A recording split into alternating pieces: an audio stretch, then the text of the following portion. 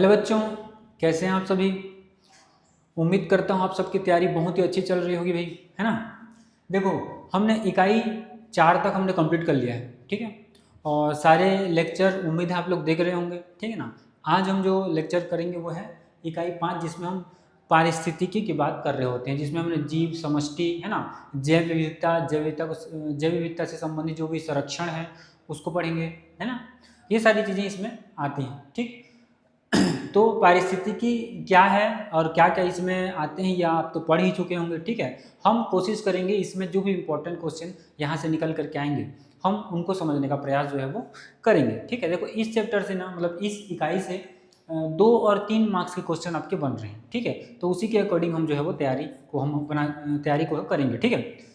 तो चलिए आज पहला स्टार्ट करते हैं, क्या क्या क्वेश्चन है इसमें। आपको पता है ना पारिस्थितिकी में क्या क्या पढ़ेंगे। जैव विविधता मुख्य रूप से जीव समष्टियाँ, है ना, जो मृत्यु दर होता है, और समष्टि की जो विशेषताएं होती हैं, है ना, पॉपुलेशन की जो भी विशेषताएं होती हैं वो सब पढ़ते हैं, ठीक है। अगर आप वो सब पढ़े हैं तो आप लोग बिल्कुल सारे क्वेश्चन को आप क्या कर पाएंगे, टैकल कर पाएंगे, ठीक है जी।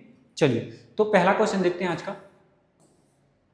सबसे पहले जैसे कि मैंने बताया था, है ना, कि हम लोग इसमें क्या पढ़ते हैं, समष्टि, जीव, इस सब के बारे में पढ़ते हैं, ठीक है। तो सबसे पहला क्वेश्चन हमारे पास क्या है भाई, देखो, बोल रहा है समष्टि यानी कि पॉपुलेशन, और समुदाय, है ना, जिसको हम कम्युनिटी के कहते हैं जनरली, ठीक है। कम्युनिटी जिसको हम समुदाय कहते हैं, को परिभाषित कीजिए। 2 नंबर का क्वेश्चन में पूछ सकते हैं, ठीक है। 2 या 3 नंबर के क्वेश्चन में, मतलब 2 या 3 नंबर क्वेश्चन यहाँ से बन रहे हैं तो पूछ सकते हैं। तो आप सबको पता होगा, ठीक है। सबसे बेसिक क्वेश्चन, समष्टि पॉपुलेशन क्या होता है। तो किसी खास समय और जो एरिया है, जो क्षेत्र है, ठीक है, किसी खास समय और क्षेत्र में एक ही प्रकार के स्पीसीज के व्यष्टियों या जीवों की कुल संख्या, व्यक्तियों या जीवों की कुल जो संख्या है उसको क्या कह देते हैं, समष्टि कह देते हैं, पॉपुलेशन।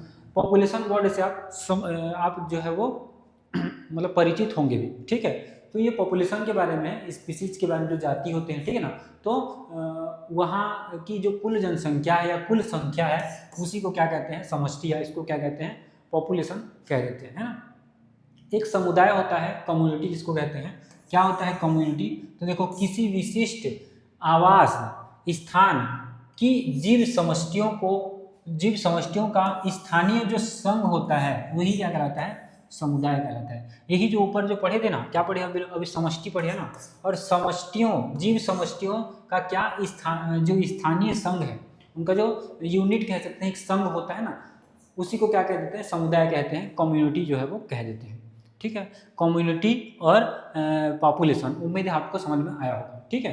तो इस प्रकार से आपको लिखना है कि किसी विशिष्ट आवास स्थान की जीव समष्टियों का स्थानीय जो संघ है वो कम्युनिटी कहलाता है, समुदाय कहलाता है। और समष्टि पूछे तो आपको इस प्रकार से डेफिनेशन वहाँ पे देना है, ठीक है। समझ में आया। अगला हमारे पास क्या क्वेश्चन है, तो इस प्रकार इस चैप्टर से पूछेगा ना, मतलब इसमें से कुछ क्वेश्चन बन सकते हैं। ये पूछा गया क्वेश्चन है, देखो भाई, सहभोजिता क्या है, परजीविता क्या है, छद्मावरण क्या होता है, पारिकता क्या होता है, अंतरजातीय स्पर्धा जो है वो क्या होता है, इसको भी एक एक करके समझेंगे, ठीक है। निम्नलिखित को परिभाषित कीजिए और प्रत्येक के एक उदाहरण जो है वो देना है। आप कहीं से भी उदाहरण लिख सकते हैं, ठीक है। बुक में मैंने बहुत सारे एग्जाम्पल आपको दिए अपने नोट्स में, ठीक है। तो आप कोई भी एक एग्जाम्पल मेंशन वहाँ पे करेंगे, ठीक है। यहाँ पे भी देखेंगे भी, ठीक। तो एक एक करके समझते हैं चीज़ों को। सहभोजिता क्या है, सबसे पहला क्या है, सहभोजिता। तो यह ऐसी पारस्परिक क्रिया है, पारस्परिक मतलब एक दूसरे के बीच होगा, ठीक है, जिसमें एक जाति को लाभ होता है और दूसरी जाति को न लाभ और न हानि होती है, इसको बोलते हैं सहभोजिता। इसको एक टेबल में मैंने भी बताया था, लाभ हानि वाला डिनोट करके, ठीक है, आपको याद होगा तो, ठीक है। तो सहभोजिता क्या होता है, एक को क्या होगा, लाभ होगा, और दूसरे को न लाभ होगा न उसको हानि होगा, ठीक है। तो इसको हम क्या कहते हैं, सहभोजिता कहते हैं। अगर उदाहरण इसका देखें तो आम की शाखा पर उगने वाला जो आर्किड है तथा वेल की पीठ पर रहने वाला जो बार्नेकल है, ठीक है, इसमें क्या होता है, एक को लाभ होता है और दूसरे को लाभ भी नहीं होता और हानि भी नहीं होता, ठीक है। आप एग्जाम्पल और भी हो सकते हैं, आप कमेंट बॉक्स में एग्जाम्पल देखिए, मतलब एग्जाम्पल लिखिए आप क्या पढ़े हैं, ठीक है ना। तो मैंने इसके बहुत सारे एग्जाम्पल भी और आपको बताए भी हैं, ठीक है। तो अभी हमारे पास क्या है, कौन सा एग्जाम्पल है, तो आम की शाखा पर उगने वाला क्या, आर्किड, और इसके अलावा वेल की पीठ पर रहने वाला क्या, बार्नेकल। मैंने नए एग्जाम्पल इसलिए लिए हैं क्योंकि कुछ कुछ एग्जाम्पल मैं आपको बता चुका हूँ, ठीक है। और भी आपको ये भी याद रहे वो भी याद रहे, ठीक है ना, कुछ भी आप लिख लो उसके बाद, ठीक है ना, तो आपको इसको पढ़ के जाना है, ठीक। उसके बाद क्या है, परजीविता, है ना।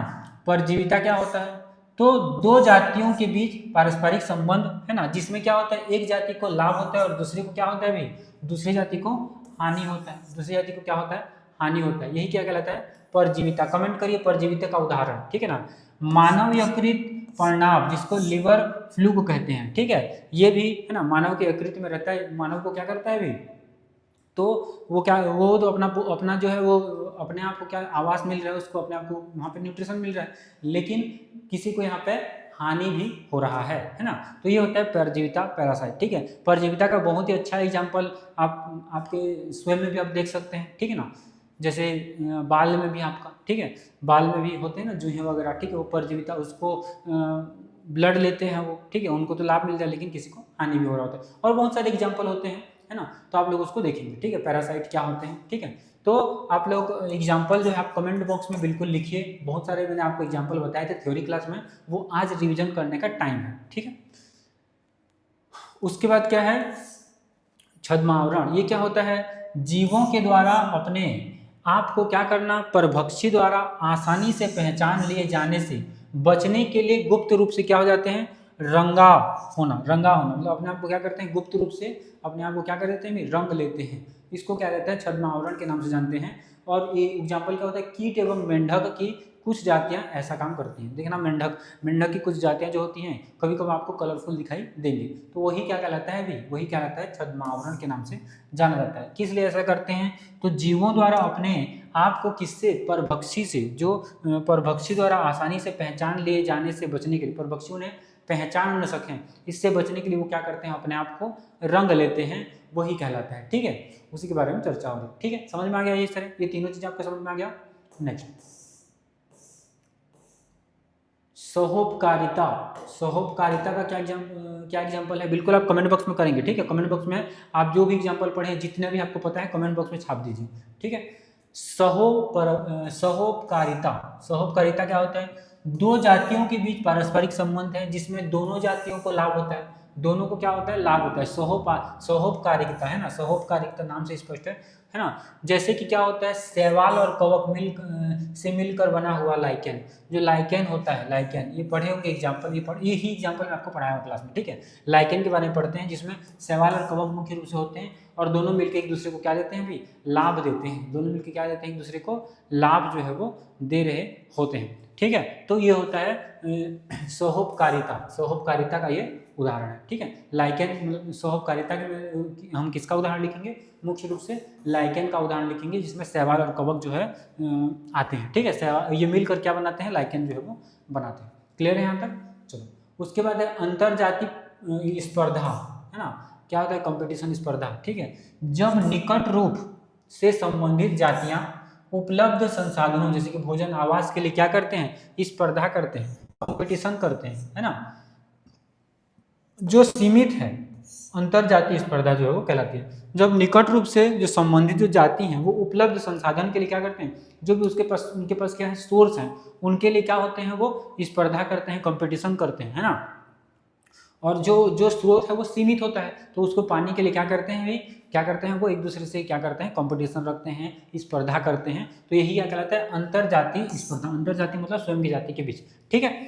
उदाहरण के लिए देखो, गैलापेगोस द्वीप में क्या होता है, बकरियों के आगमन से, है ना, एबिंगडन का विलुप्त होना। किसके,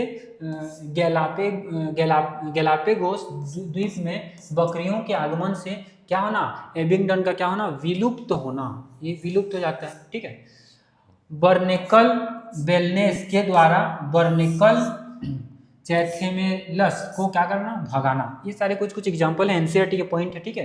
एनसीईआरटी से हमने ये लिए हैं, तो एनसीईआरटी में ये सारे दिया हुआ है, ठीक है। तो आप लोग इसको बिल्कुल याद रखेंगे, ठीक है। एनसीईआरटी के पॉइंट्स है ये, तो आपको याद रखने, ठीक है। अब देखो भी अगला क्वेश्चन क्या हो सकता है, तो ये आपको समझ में आ गया होगा, अंतरजातीय स्पर्धा और सहोपकारिता क्या होता है। एग्जाम्पल आप कहीं से भी लिख सकते हैं, ठीक है। ये एग्जाम्पल लिखना चाहिए तो ये भी लिख सकते हैं, नोट्स में और सारे एग्जाम्पल आपको मिलेंगे, ठीक है। तो उसमें भी आप लिख सकते हैं, ठीक है, एक बार देख लेना उसको। नेक्स्ट देखो, समष्टि पर प्रभाव डालने वाले कारक के नाम लिखिए। अच्छा, समष्टि की क्या क्या विशेषता होती है, अगर ऐसा भी पूछे, है ना, समष्टि को प्रभावित करने वाले कारक पूछे, ठीक है, तो वहाँ पे कुछ कुछ ये पॉइंट जो है आपको देखने को मिलेंगे। तो समष्टि की विशेषताओं में भी जनसंख्या घनत्व होता है ना, जनसंख्या दर, मृत्यु दर, है ना, आयु वितरण, जैव क्षमता, जनसंख्या का प्रकीर्णन और जैव संख्या में परिवर्तन, ये सारी चीजें हैं जो कि किसको प्रभावित करती हैं, समष्टि को प्रभावित करने वाले जो कारक है ये होते हैं, ठीक है। इसके अलावा समष्टि के बारे में और कुछ कुछ क्वेश्चन होंगे। समष्टि की कोई 3 विशेषताओं पर चर्चा कीजिए, ऐसा आपको क्वेश्चन पूछा जाएगा, ठीक है। 3 नंबर के क्वेश्चन ऐसे भी तो बन रहे हैं, ठीक है। तो छत्तीसगढ़ में देखो 2019 में क्वेश्चन पूछा गया है, ठीक है। तो देखो 3 विशेषताएं क्या कहते हैं, मैंने आपको बहुत सारी विशेषताएं बताई थी, उसमें से 3 विशेषता आपको बताना है, ठीक है। समष्टि की 3 महत्वपूर्ण गुण या विशेषताएं, है ना, देखो, लिंगानुपात, मृत्यु दर, जन्म दर, है ना, अग्रप्रवास, समष्टि घनत्व आदि इसकी विशेषताएं होती हैं। 3 पर हमें क्या करना है, चर्चा करना है। जैसे कि जन्म दर, है ना, सबसे पहला क्या है, जन्म दर। जन्म दर के बारे में, इससे समष्टि यानी कि जनसंख्या जो है वो घनत्व में क्या होती है, वृद्धि होती है, ठीक है। यह किसी दी गई अवधि अथवा काल में जनसंख्या समष्टि में जन्मे बच्चों की संख्या को क्या करता है, अभी बताता है। क्या होता है, यह किसी दी गई अवधि, अवधि मतलब समय को डिनोट करता है मुख्य रूप से, ठीक है। अवधि मतलब समय, या काल, है ना, ये भी समय, ठीक है। अवधि अथवा काल में जनसंख्या समष्टि में जन्मे जो बच्चे हैं उनकी जो संख्या है उसको कौन बताता है, तो जन्म दर बताता है। सेम ऐसा मृत्यु दर है, सेम वहाँ पे होगा, ठीक है ना। मरने, देखो, किसी दी गई अवधि में होने वाले मौत, है ना, मौत, वहाँ पे जन्म हो रहे थे, यहाँ पे मृत्यु या मौत, ठीक है। मरने वालों की संख्या को मृत्यु दर कहते हैं। इससे समष्टि घनत्व जो है घटती है। यहाँ पे समष्टि घनत्व क्या हो रहा था, बढ़ रहा था, यहाँ पे समष्टि घनत्व क्या होता है, कम होता है। मृत्यु दर में कम होगा और जन्म दर में बढ़ेगा, ठीक है। इसके अलावा क्या होता है, लिंगानुपात है, सेक्स रेशियो क्या होता है, नर तथा मादा का अनुपात ही क्या कहलाता है, लिंग अनुपात कहलाता है। जैसे 60 नर और 40 मादा आदि आयु वितरण से आयु पिरामिड निर्मित होते हैं। मतलब कि 60:40, मान लो की बात, ये क्या है, मेल है और ये क्या है, फीमेल है, तो इसी से क्या बनता है भाई, लिंग अनुपात। इस प्रकार से देखते हैं तो इससे क्या होता है, आयु पिरामिड जो है वो निर्मित होता है। इसी से क्या होता है, आयु पिरामिड जो है वो निर्मित होता है, ठीक है। तो उम्मीद है आपको समझ में आ गया होगा। और बहुत सारी विशेषताएं आपको मैंने बताए हैं। आप 3 कोई भी वहाँ से रेंडमली उठा करके आप लिख सकते हैं, ठीक है जी। तो 3 आपको समझ में आ गया होगा, ठीक है। कोई 3 पूछा है तो हम 3 पढ़ रहे हैं, और भी बहुत सारी विशेषताएं हैं जो आप अपने नोट्स में देखेंगे, ठीक है। पढ़ के जाएंगे, जो आपको ईजी लगेगा। कम से कम 5 आप करके यहाँ से जाना है, ठीक है। पेपर में जब जाएंगे तो कम से कम 5 आपको करके जाना है, ठीक है। जीवों में प्रवास करने को समझाइए, ठीक है। मतलब प्रवास को समझाना है, प्रवास क्या होता है मेरे को, ठीक है। देखो भाई, क्या होता है, जीव दबावपूर्ण आवास से अस्थायी रूप से अधिक जो है वो अनुकूलन क्षेत्र में चला जाए, और जब दबाव भरी अवधि बीत जाए तो वापस लौट आए। मानव सादृश्य में यह नीति ऐसी है जैसी गर्मी की अवधि में व्यक्ति दिल्ली से कहाँ, शिमला चला जाता है। और अनेक प्राणी जो है वो, विशेषतः पक्षी, शीत ऋतु के दौरान क्या होते हैं, लंबी दूरी का जो प्रवास करके अधिक अतिथि अनुकूली क्षेत्र में चले जाते हैं।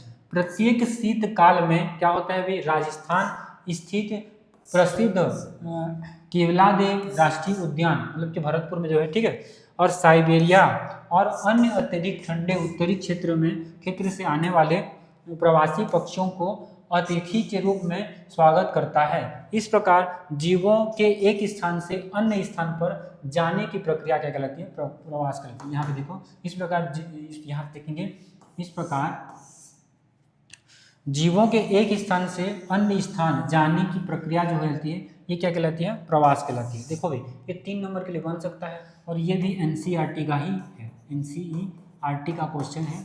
तो आपको ये भी क्वेश्चन आपको इंपॉर्टेंट मार्क्स करना है, ठीक है, इंपॉर्टेंट मार्क करना है। तो देखो भाई, इस प्रकार से आप कॉन्सेप्ट है इसका। जैसे व्यक्ति भी, है ना, गर्मी के दिनों में क्या होता है, दिल्ली से कहाँ, शिमला की ओर जाता है। वैसे पक्षी भी अपना प्रवास करते हैं भाई, है ना, पक्षी भी क्या करते हैं, प्रवास करते हैं, ठीक है। तो इस प्रकार से आपको ध्यान रखना है। जैसे इस प्रकार क्या होता है, जीवों का एक स्थान से अन्य स्थान में क्या करना, तो जाने की जो प्रक्रिया है वही क्या कहलाती है, प्रवास कहलाती है। वही क्या कहलाती है, प्रवास कहलाती है। और पक्षी अगर प्रवास करे तो पक्षियों का प्रवास, ठीक है। तो इस प्रकार से आपको लिखना है, ठीक है, समझ में आ गया। चलो, ये क्वेश्चन भी एनसीईआरटी का ही है, ठीक है, ये क्वेश्चन भी एनसीईआरटी का है। जो भी ये भी आपको पूरे चांसेस है इस प्रकार के क्वेश्चन बनने के, ठीक है, पूरे चांसेस हैं इस प्रकार के क्वेश्चन जो है वो बनने के, ठीक है। देखो क्वेश्चन में बोल रहा है कि आर्किड पौधा आम के पेड़ की शाखा पर उग रहा है। आर्किड और आम के बीच पारस्परिक क्रिया का वर्णन आप कैसे करेंगे? तो देखो आम की शाखा पर, अभी उदाहरण ऊपर पढ़े थे ना, शाखा पर अधिपादप के रूप में उगने वाला आर्किड पौधा एक सहभोजिता है ना, सहभोजिता का क्या है उदाहरण है। और ऊपर पढ़ चुके हैं हम आम के पेड़ वाला, ठीक है, आपको याद होगा, इसीलिए मैंने वो एग्जाम्पल वहाँ पे लिया था, ठीक है, ताकि ये वाला आपको बता सकूँ, ठीक है। सहभोजिता में एक जाति को लाभ होता है और दूसरे जाति को न हानि होता है न लाभ होता है, ठीक है। यहाँ आर्किड को फायदा होता है जबकि आम को इससे कोई लाभ नहीं होता, ठीक है, नहीं हानि भी होता है, ठीक है। आर्किड का पौधा आम की शाखा पर उगकर प्रकाश, वायु, वातावरण से नमी को क्या करता है, अवशोषित जो है वो करता है, ठीक है। तो इस प्रकार से आर्किड की शाखा पर आम की शाखा पर आर्किड का पौधा जो है वो जो बनता है तो उसको क्या कहते हैं, सहभोजिता कहते हैं। अभी भी मैंने आपको ये एग्जाम्पल आपको दिया था, यहाँ पे देखिए सहभोजिता का सबसे पहले तो ये देखो यहाँ पे दिया होगा आम की शाखा पर उगने वाला आर्किड है ना, ये मैंने आपको बताया था। इसको एग्जाम्पल यहाँ पे डाला हूँ मैं, इसका रीजन ये है कि आगे चल के ये क्वेश्चन आपको पूछा गया है, ये कोई पूछा गया क्वेश्चन है, ठीक है ना, आर्किड के पौधे वाला। तो आपको इसीलिए आपको ये इसको मैंने बताया, ठीक है। तो आपको अब समझ में आ गया होगा क्या होता है कि इसमें क्या होता है, यहाँ आर्किड को क्या होता है, फायदा होता है, जबकि आम को इससे कोई फायदा नहीं होता, ठीक है। आर्किड का पौधा आम की शाखा पर क्या होता है, उग कर किसको, प्रकाश को है ना, वायु और वातावरण से नमी को क्या करता है भी अवशोषित जो है वो करता है, ठीक, समझ में आ गया। उसके बाद कुछ अंतर दिए हैं, जैसे समष्टि और समुदाय में क्या अंतर है, समष्टि और समुदाय में क्या अंतर है, देखो समष्टि और समुदाय है ना, अभी हमने पढ़ा ऊपर थे ना, कम्युनिटी और पॉपुलेशन में दोनों का परिभाषा देखा था। आपको पूछ देगा 3 नंबर के लिए दोनों में अंतर बताइए करके, 3 मार्क्स के लिए अगर पूछ दे तो आपको बताना है, ठीक है। तो देखो भाई समष्टि क्या होता है, समष्टि या जनसंख्या किसी इकाई क्षेत्र में रहने वाले एक ही जाति के सदस्यों का कुल समूह, एक ही स्पेसीज के है ना, एक ही जाति के सदस्यों का कुल समूह है, ऐसा हमने ऊपर पढ़ा था, ठीक है। ये क्या है, समुदाय कहते हैं किसी इकाई क्षेत्र विशेष में उपस्थित विभिन्न प्रकार के पौधे तथा जंतुओं की समष्टियों के समूह को क्या कहते हैं, समुदाय कहते हैं, ऐसा आपको लिखना है, ठीक है। उसके बाद समष्टि एकल स्वरूप में जीवित नहीं रह सकता, एकल स्वरूप में जीवित हो ही नहीं सकता, ठीक है, लेकिन समुदाय जीवित रह सकता है, क्योंकि इनमें आपस में क्या होती है, निर्भरता होती है, ठीक है। लेकिन ये जो है एकल स्वरूप में जीवित नहीं रह सकता समष्टि। इसके अलावा और क्या है, इनमें अंतः जातीय संघर्ष होता है और इनमें अंतर जातीय संघर्ष जो है वो होता है। इसमें अंतः जातीय, इसमें अंतर जातीय संघर्ष होता है। ये पॉइंट आपको याद रखने हैं भाई, ठीक है, ये पॉइंट आपको क्या करना है, याद रखना है, अंतः जातीय और अंतर जातीय, ठीक है। इसके अलावा अगला पॉइंट है, यह संपूर्ण पारितंत्र का प्रदर्शन नहीं कर पाता, समुदाय जो है परितंत्र का प्रदर्शन कर पाता है ना। समुदाय और समष्टि की बात जब हम करेंगे तो जो संपूर्ण परितंत्र का प्रदर्शन जो है वो कौन नहीं कर पाता, समष्टि नहीं कर पाता, लेकिन समुदाय जो है वो संपूर्ण पारिस्थितिक का प्रदर्शन जो है वो कर पाता है, या परितंत्र का क्या कर पाता है, प्रदर्शन जो है वो कर पाता है, ठीक है जी। तो आपको ये कहीं 4 पॉइंट है ना, 4 पॉइंट आपको याद रखने हैं, 3 पॉइंट आपको पूछेगा वो, ठीक है, अब एग्जाम में पूछा तो, ठीक, याद रखना है। नेक्स्ट क्या है, नेक्स्ट सहभोजिता, सहोपकारिता, ये भी हम पढ़ चुके हैं ऊपर, है ना, ये भी हम पढ़ चुके हैं। देखो सहभोजिता क्या होता है, 2 जातियों के बीच परस्पर संबंध जिनमें एक को लाभ होता है तथा दूसरा जो है वो अप्रभावित रहता है, उसको न लाभ होता है न हानि होता है। सहोपकारिता क्या होता है, यहाँ 2 जातियों के मध्य वह संबंध है जिसमें दोनों जातियों को क्या होता है, लाभ होता है, दोनों जातियों को क्या होता है, लाभ होता है, ऐसा हमने पढ़ा था ना, दोनों जातियों को क्या होता है, लाभ होता है, ठीक है, ठीक है। उसके बाद अपना भोजन ये क्या करते हैं, स्वयं बनाते हैं और अपने पोषण के लिए एक दूसरे पर क्या होते हैं, निर्भर रहते हैं। उदाहरण के लिए समुद्री सी एमिनो तथा क्लाउन मछली का संबंध, सिलेंट्रेट तथा हर्मिट केच का संबंध, ये नए एग्जाम्पल है जो एनसीईआरटी में है, ठीक है, NCERT का एग्जाम्पल है, ठीक है, तो आपको ध्यान रखने हैं। इसका उदाहरण क्या है, शैवाल और कवक जो हमने लाइकेन वाला पढ़ा था का सहचर्य और माइकोराइजा, है ना, सहचर्य तथा माइकोराइजा वाला भी, ठीक है। तो शैवाल और कवक का जो लाइकेन है इसका भी, ये भी उदाहरण इसका है। अभी हम ऊपर पढ़ के हम लोग इसको आए हैं उदाहरण, ठीक है। नेक्स्ट क्या है, नेक्स्ट हमारे पास परजीवी और सोहोपकारिता। अभी सोहोपकारिता देखे ही हो, ठीक है, परजीवी के साथ इसका अंतर कर लो, ठीक है। सोहोपकारिता क्या है, दो जातियों के मध्य संबंध जिसमें दोनों को क्या होता है, लाभ होता है, ऊपर हमने देख चुका है, इसको हम नहीं पढ़ने वाले, ठीक है। अभी हम इसको सेम पॉइंट हम पढ़ चुके हैं। परजीविता देखो क्या होता है, वह परस्पर संबंध जिसमें एक जाति को हानि होता है और दूसरे को क्या होता है, लाभ होता है, ठीक है, परजीविता कहलाता है। अपना पोषण पोषक से प्राप्त होता है, अपना पोषण जो है वो किससे प्राप्त करेंगे, पोषक से प्राप्त करेंगे, है ना। लिवर फ्यूल अपना जीवन चक्र में दो मध्यस्थ पोषक को पूरा करता है, वे हैं घोंघा तथा मछली, है ना। अमरबेल रिफ्लेसिया परजीवी पादप है, अमरबेल भी परजीवी पादप जो है वो होता है। तो आपको याद रखना है, पढ़े होंगे बचपन से पढ़ते आ रहे होंगे अमरबेल के बारे में, ठीक है। तो ये है इन दोनों में अंतर। इसके अलावा जाति और उपजाति में क्या अंतर होता है, जाति और उपजाति में क्या अंतर है, इसको भी देखिए, इसमें 5 पॉइंट दिए हुए हैं। देखो जाति जो होता है, वंश का विभाजन जो है वो जाति में होता है। वंशों का अगर विभाजन हम देखेंगे तो मुख्य रूप से किसमें होता है, वो जाति में देखने को मिलता है। और उपजाति का होता है, जातियों का जो विभाजन है वो उपजाति में होता है ना। वंश का विभाजन जाति में होगा और जातियों का विभाजन जो है वो उपजाति में देखने को मिलता है। आपको उम्मीद है क्लियर हो रहा होगा, ठीक है। एक जाति के सदस्यों की बाह्य आकारिकी में अत्यधिक अंतर जो है वो पाया जाता है। उपजाति के सदस्यों की बाह्य आकारिकी में अंतर जो है अत्यंत कम पाया जाता है, मतलब कि अंतर, मतलब कि जो डिफ्रेंसिएशन है वो कम मात्रा में देखने को मिलता है, ठीक है। उसके बाद जाति क्या है, पृथक जातियों के बीच जनन नहीं होता, अलग अलग जातियों के बीच जनन जो है वो, रिप्रोडक्शन की क्रिया जो है वो नहीं होती, लेकिन एक जाति के उपजातियों के बीच जो है वो जनन की क्रिया जो है वो होती है। एक जाति की अगर उपजाति हैं तो उसके बीच क्या हो, उनके बीच क्या हो सकता है, जनन की क्रिया हो सकती है, ठीक है भाई। अलग अलग जीव क्या, अलग अलग जीव जातियों, अलग अलग जीव जातियां पृथक जीन पूल का क्या करती हैं, निर्माण करती है, अलग से जीन पूल का निर्माण करती है।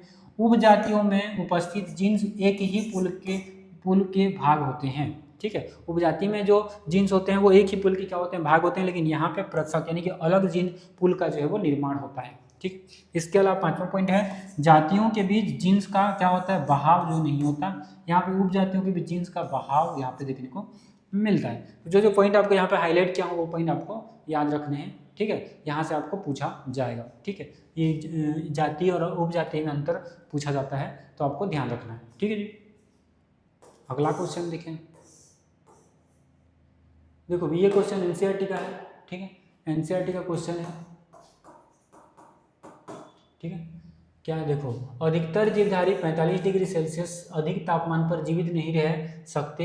कुछ सूक्ष्म जीव जैसे कि माइक्रोब ऐसे आवास में जहां तापमान जो है वो 100 डिग्री सेल्सियस अधिक है, कैसे जीवित रहते हैं। कुछ ऐसे होते हैं जो 45 डिग्री सेल्सियस में जीवित नहीं पाते और कुछ 100 डिग्री सेल्सियस में भी कैसे जीवित रह लेते हैं, ये आपको ऐसा क्वेश्चन पूछा है ना। तो इसका रीजन देखो, तो सभी सजीवों में समस्त प्रकार की उपापचयी क्रियाएं एक निश्चित न्यून तापक्रम पर जो है वो आरंभ होती है ना। एक निश्चित न्यून तापक्रम पर क्या होती है, आरंभ होती है ना, लिमिटेड यानी कम, है ना।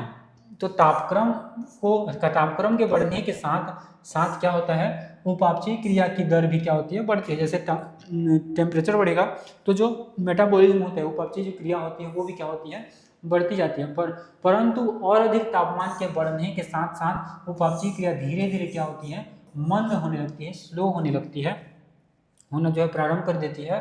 कुछ प्राणियों में जैविक क्रियाएं जो होती हैं वो अत्यधिक तापक्रम पर भी होती हैं। कुछ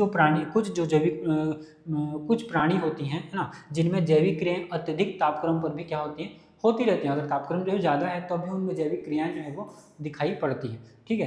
देखो यहाँ पे दिया है, जीवाणुओं, कवकों व निम्न पादपों में विभिन्न प्रकार के मोटी भित्ति वाले बीजाणु बनते हैं, जिससे वे उच्च ताप को क्या कर लेती हैं, सहन कर लेती हैं, है ना। किसमें देखो, जीवाणु, कवक व निम्न जो पादप होते हैं, निम्न वर्ग के जो भी पादप होते हैं, उनमें विभिन्न प्रकार के क्या बनते हैं, मोटी भित्ति वाले बीजाणु जो है वो बनने लगते हैं, जिससे वे क्या होते हैं, उच्च ताप को क्या कर लेते हैं, भी वो सहन कर लेते हैं, उच्च ताप को क्या कर लेते हैं, सहन कर लेते हैं। बीजाणुओं में जनन के दौरान अंतः बीजाणु बनने लगते हैं, एंडोस्पोर जो है वो बनना जो है चालू कर देते हैं, ठीक है ना।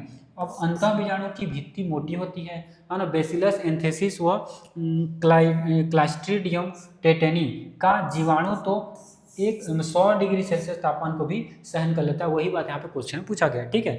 ताप के प्रति यह रोधकता भित्ति में उपस्थित कैल्शियम डाइपिकोलिक है ना, और डाइपिकोलिक जो अम्ल है की अधिकता के कारण होती है। ये इसका कारण क्या है, कैल्शियम और डाइपिकोलिक अम्ल की अधिकता के कारण ये होते हैं। मतलब ताप के प्रति जो यह रोधकता भित्ति में उपस्थित क्या होता है, कैल्शियम और डाइपिकोलिक अम्ल की अधिकता के कारण होती है। तो आपको समझ में आ गया 100 डिग्री सेल्सियस में भी ये क्यों जो है वो अपना जैविक क्रिया जो है वो कर लेती है, ठीक है। तो इसका रीजन क्या है, बीजाणु की भित्ति, ठीक है। अंतः बीजाणु की भित्ति जो है वो यहाँ पे क्या होती है, मोटी होती है। यहाँ पे हमने रीजन जो है वो बहुत अच्छे से देख लिया, ठीक है। तो इस प्रकार से आपको इसको एक्सप्लेन वहाँ पे करना है, ठीक है। ये क्वेश्चन पूछा जा सकता है भी, है ना, पूछा गया क्वेश्चन है, ठीक है। तो आपको ध्यान रखना है, ठीक। अगला क्वेश्चन है शीत निष्क्रियता और उप्रति मतलब कि डायपाज किस प्रकार भिन्न होता है। मतलब शीत निष्क्रियता से उप्रति जो है वो किस प्रकार क्या होता है, अलग होता है, भिन्न होता है, ठीक है। देखेंगे इसको। दोनों ही क्रियाएं ताप अनुकूल से क्या होते हैं, संबंधित होती है। ये जो शीत निष्क्रियता है और उप्रति है, दोनों ही किससे संबंधित होती हैं, तो ताप अनुकूलन से संबंधित होती है। प्राणियों में जब जीव प्रवास नहीं कर पाते, जब भी जो प्राणी होते हैं उनमें जीव जो है वो क्या नहीं कर पाते, प्रवास नहीं कर पाते। प्रवास क्या है अभी भी मैंने आपको बताया था, ठीक है।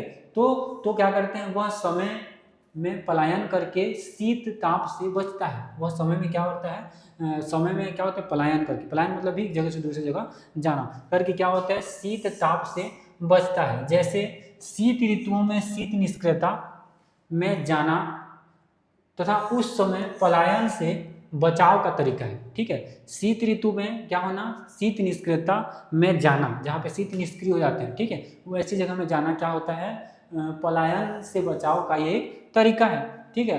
अब देखो प्रतिकूल परिस्थितियों में जहाँ पे अनुकूल होता है प्रतिकूल, प्रतिकूल मतलब जैसा स्थिति चाहिए उसकी विपरीत परिस्थिति, ठीक है। तो प्रतिकूल परिस्थितियों में झीलों और तालाबों में प्राणी प्लवक है ना, प्राणी प्लवक की अनेक जातियां उप्रति में क्या होती हैं, आ जाती है। प्राणी प्लवक की जो अनेक जातियां हैं वो उप्रति में आ जाती हैं, जो निलंबित परिवर्धन की एक क्या होती है, अवस्था ये होती है। इसके अलावा दोनों ही क्रियाओं में प्रतिकूल परिस्थितियों में जीवित बचे रहने में क्या होती है, हेल्प मिलती है, सहायता मिलती है। जैसे ही इन्हें उपयुक्त पर्यावरण उपलब्ध होता है ये अपना सामान्य जीवन व्यतीत करने लगते हैं। जैसे ही इन्हें क्या मिलता है, उपयुक्त इन्वायरमेंट मिलता है ना, अपने अनुकूल इन्वायरमेंट मिलता है, तो ये क्या होते हैं, अपना जो पहला टाइप का जीवन था, सामान्य जो जीवन था उसको जीना ये प्रारंभ कर देते हैं। इन अवस्थाओं में भोजन ग्रहण, वृद्धि, गतिशीलता तथा प्रजनन क्रिया जो है वो सुप्त हो जाती है, ठीक है। तो ये सारी मुख्य बातें हैं, आपको याद रखनी है, ठीक है जी। ये क्वेश्चन भी पूछा गया क्वेश्चन है, तो आपको ध्यान देना है, ठीक है। अगला क्या क्वेश्चन है, अगला देखो, ये भी क्वेश्चन एनसीईआरटी का है ना। बहुत सारे मैं आपको बहुत सारे एनसीईआरटी के क्वेश्चन भी करा रहा हूँ, ठीक है।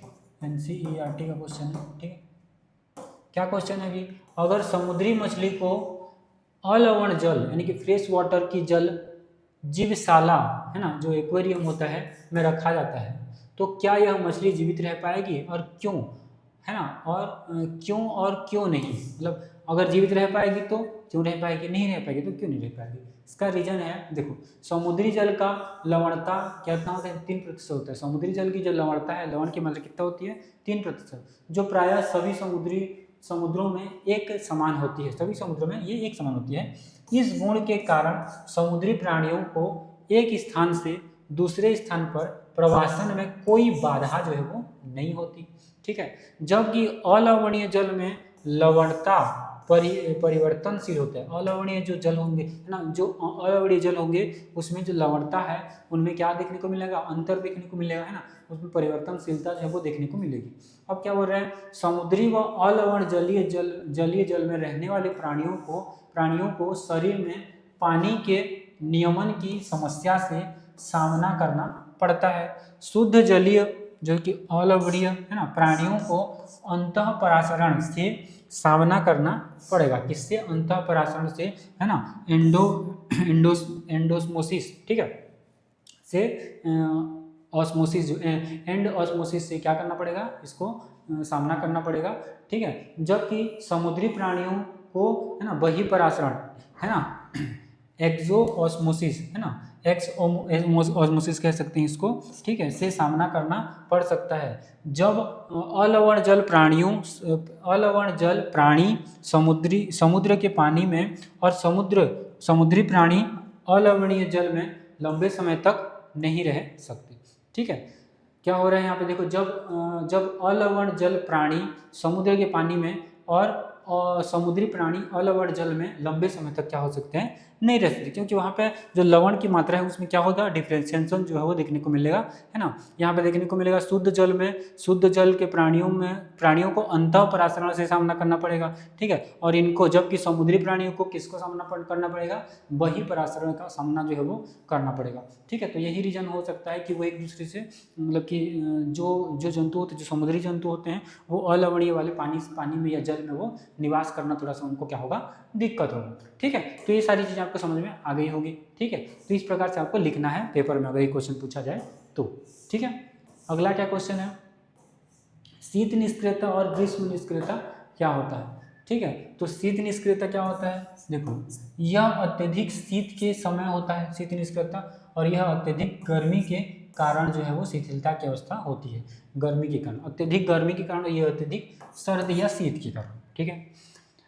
इस हेतु जंतु तुलनात्मक रूप से गर्म स्थान उपयोग में लाता है।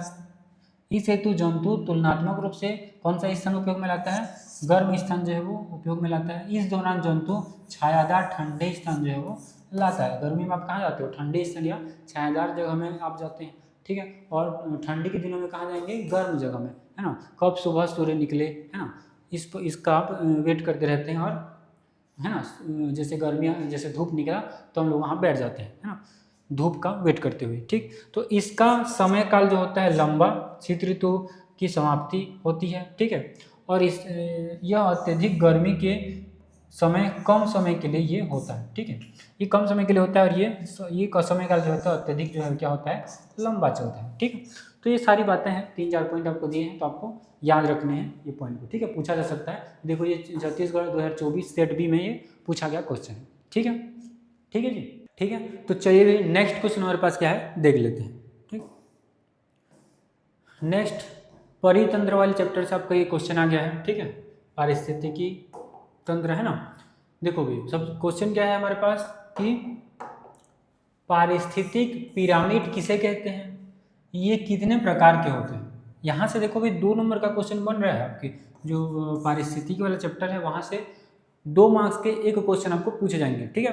तो उसके अकॉर्डिंग हम यहाँ पे देख लेते हैं क्या पूछ रहे हैं यहाँ पे, पारिस्थितिकी पिरामिड किसे कहते हैं और कितने प्रकार के होते हैं। मैंने क्लास में आपको बताया था कि ये कितने प्रकार के होते हैं, 3 प्रकार के होते हैं ना, संख्या का पिरामिड, जीव भार का पिरामिड, मतलब जीव की संख्या का, जीव भार का, और ऊर्जा का पिरामिड। हम 3 रूपों में इसको पढ़ते हैं।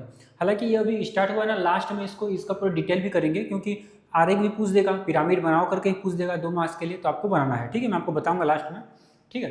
देखो पारिस्थितिक पिरामिड कहते किसे हैं, तो पारिस्थितिक तंत्र के उत्पादकों एवं उपभोक्ताओं के विभिन्न स्तर को क्या कहते हैं, पोषण स्तर कहते हैं। क्या कहते हैं, पोषण स्तर कहते हैं। पोषण स्तर आप पढ़े होंगे ना, ट्रॉपिकल लेवल पढ़ाए हूं मैं, ठीक है। यदि परितंत्र के विभिन्न पोषक स्तर के जीवों को उनकी संख्या भार, उनके संचित ऊर्जा की मात्राओं के अनुपात को चित्र द्वारा अगर हम क्या करें, उसको व्यक्त करें, तो एक शंकु जैसी आकृति प्राप्त होती है। शंकु मतलब जैसे आप आइसक्रीम खाते हो, ठीक है, शंकु का आकार का होता है ना वो आइसक्रीम, है ना। तो उसको हम क्या कहते हैं, जिसे हम क्या कहते हैं, आहार शंकु कहते हैं। क्या कहते हैं, आहार शंकु कहते हैं। इसी को आप क्या कहेंगे, पिरामिड भी कहते हैं। क्या कहेंगे, पिरामिड भी कहेंगे। क्या कहेंगे, पिरामिड भी कहेंगे, ठीक है। तो ये कितने प्रकार के होते हैं, ये 3 प्रकार के होते हैं। अभी भी मैंने अब आपको बताया क्या क्या पिरामिड, तो संख्या का पिरामिड, जीव भार का पिरामिड, और ऊर्जा का पिरामिड। याद रखना हमेशा, ऊर्जा का पिरामिड क्या होता है, सीधा होता है, हमेशा याद रखना, ये मोस्ट इंपॉर्टेंट क्वेश्चन है। ऊर्जा का पिरामिड जो है वो हमेशा क्या होता है, सीधा बनता है। और इसको हम डिटेल से करेंगे, ये सीधा उल्टा ये दोनों बनते हैं, किस किस कंडीशन में बनते हैं इसको मैं आपको बताऊंगा लास्ट में, ठीक है। तो आपको समझ में आ गया। अच्छा, यह पोषण स्तर और उत्पादक और उपभोक्ता भी आपको समझ में आ रहा होगा, है ना। आप पढ़े होंगे ना, उत्पादक क्या होते हैं, जो स्वपोषी जो पादप होते हैं ना, वो सब किस में आते हैं, वो किस में आते हैं, सब किस में आएंगे, उत्पादक में आएंगे। किस में आएंगे, उत्पादक में आएंगे, है ना। और उपभोक्ता कितने प्रकार के होते हैं, उपभोक्ता तो ये कितने होते हैं भाई, आप पढ़े होंगे, है ना। प्राथमिक, द्वितीयक और तृतीयक, प्राथमिक, द्वितीयक और तृतीयक उपभोक्ता होते हैं। इसके अलावा क्या होता है, अपघटक होता है। क्या होता है, अपघटक होता है ना, कंज्यूमर, ठीक है। और यहाँ पे हम क्या पढ़े अभी, ट्रॉपिकल लेवल यानी कि पोषण स्तर। क्या पढ़ रहे हैं, पोषण स्तर। इस चैप्टर में ये सारी चीज़ें बहुत ही महत्वपूर्ण हो जाती हैं, ठीक है। पोषण स्तर, अच्छा हम पोषण स्तर और ये उपभोक्ता है, ठीक है, कंज्यूमर और ट्रॉपिकल लेवल, इसको हम किससे दर्शाएंगे, टी से। और इसको हम किससे दर्शाते हैं, सी से। तो C1, C2, C3। और ये क्या होता है, T1, T2, T3 और T4 तक जाता है ट्रॉपिकल लेवल, क्योंकि यहाँ घटक भी आ जाता है, ठीक है। तो आपको याद रखना है पोषण स्तर के बारे में, ठीक है जी। तो पोषण स्तर और कंज्यूमर यानी कि उपभोक्ता आपको याद रखने हैं, ठीक है। तो जितनी उत्पादक में क्या आएंगे, जो भी हरे प्लांट होते हैं, जो भी स्वपोषी हैं, वो क्या होते हैं, उत्पादक के अंतर्गत आते हैं। अभी हम इसको और अच्छे से करेंगे आगे अभी, ठीक है। सबका एक मतलब कि डिफरेंस भी देख लेंगे, अंतर क्या होता है, किसमें कैसे कैसे कंपेयर करके पढ़ेंगे तो और अच्छे से समझ में हमको आएगा, ठीक है। तो आपको समझ में आ गया पारिस्थितिकी पिरामिड कैसे कहते हैं, है ना। और ये कितने प्रकार के होते हैं, मुख्य रूप से 3 प्रकार के होते हैं, आपको ऐसे मेंशन करना है। 2 मार्क्स के क्वेश्चन के लिए आपको ये पूछा जा सकता है, ठीक। नेक्स्ट कौन सा क्वेश्चन है अभी, देखो अभी उत्पादक और उपभोक्ता में 3 अंतर। अभी मैंने आपको बताया उत्पादक और उपभोक्ता के बारे में, तो यहाँ उसका क्या है, यहाँ इसका एक्सप्लेनेशन है, ठीक है। देखो भाई, तो यहाँ क्या दिया है, ये उत्पादक दिया है और इधर क्या दिया है, उपभोक्ता दिया है, ठीक। इधर क्या दिया है, उपभोक्ता दिया है, ठीक। देखो भाई, जो जीव अपना भोजन क्या करते हैं, स्वयं बनाते हैं, उत्पादक कहलाते हैं, जैसे कि हरे प्लांट, यही मैंने बताया था अभी, ठीक है। और उपभोक्ता क्या करते हैं, अपना भोजन जो उत्पादक अथवा अन्य जीवों से क्या होते हैं, प्राप्त करते हैं, तो ये क्या कहलाते हैं, उत्पादक कहलाते हैं। ये प्रकाश स्वपोषी होते हैं, है ना, फोटो ऑटोट्रॉफिक प्रकृति के होते हैं, ठीक है। और ये उपभोक्ता परभक्षी होते हैं, है ना।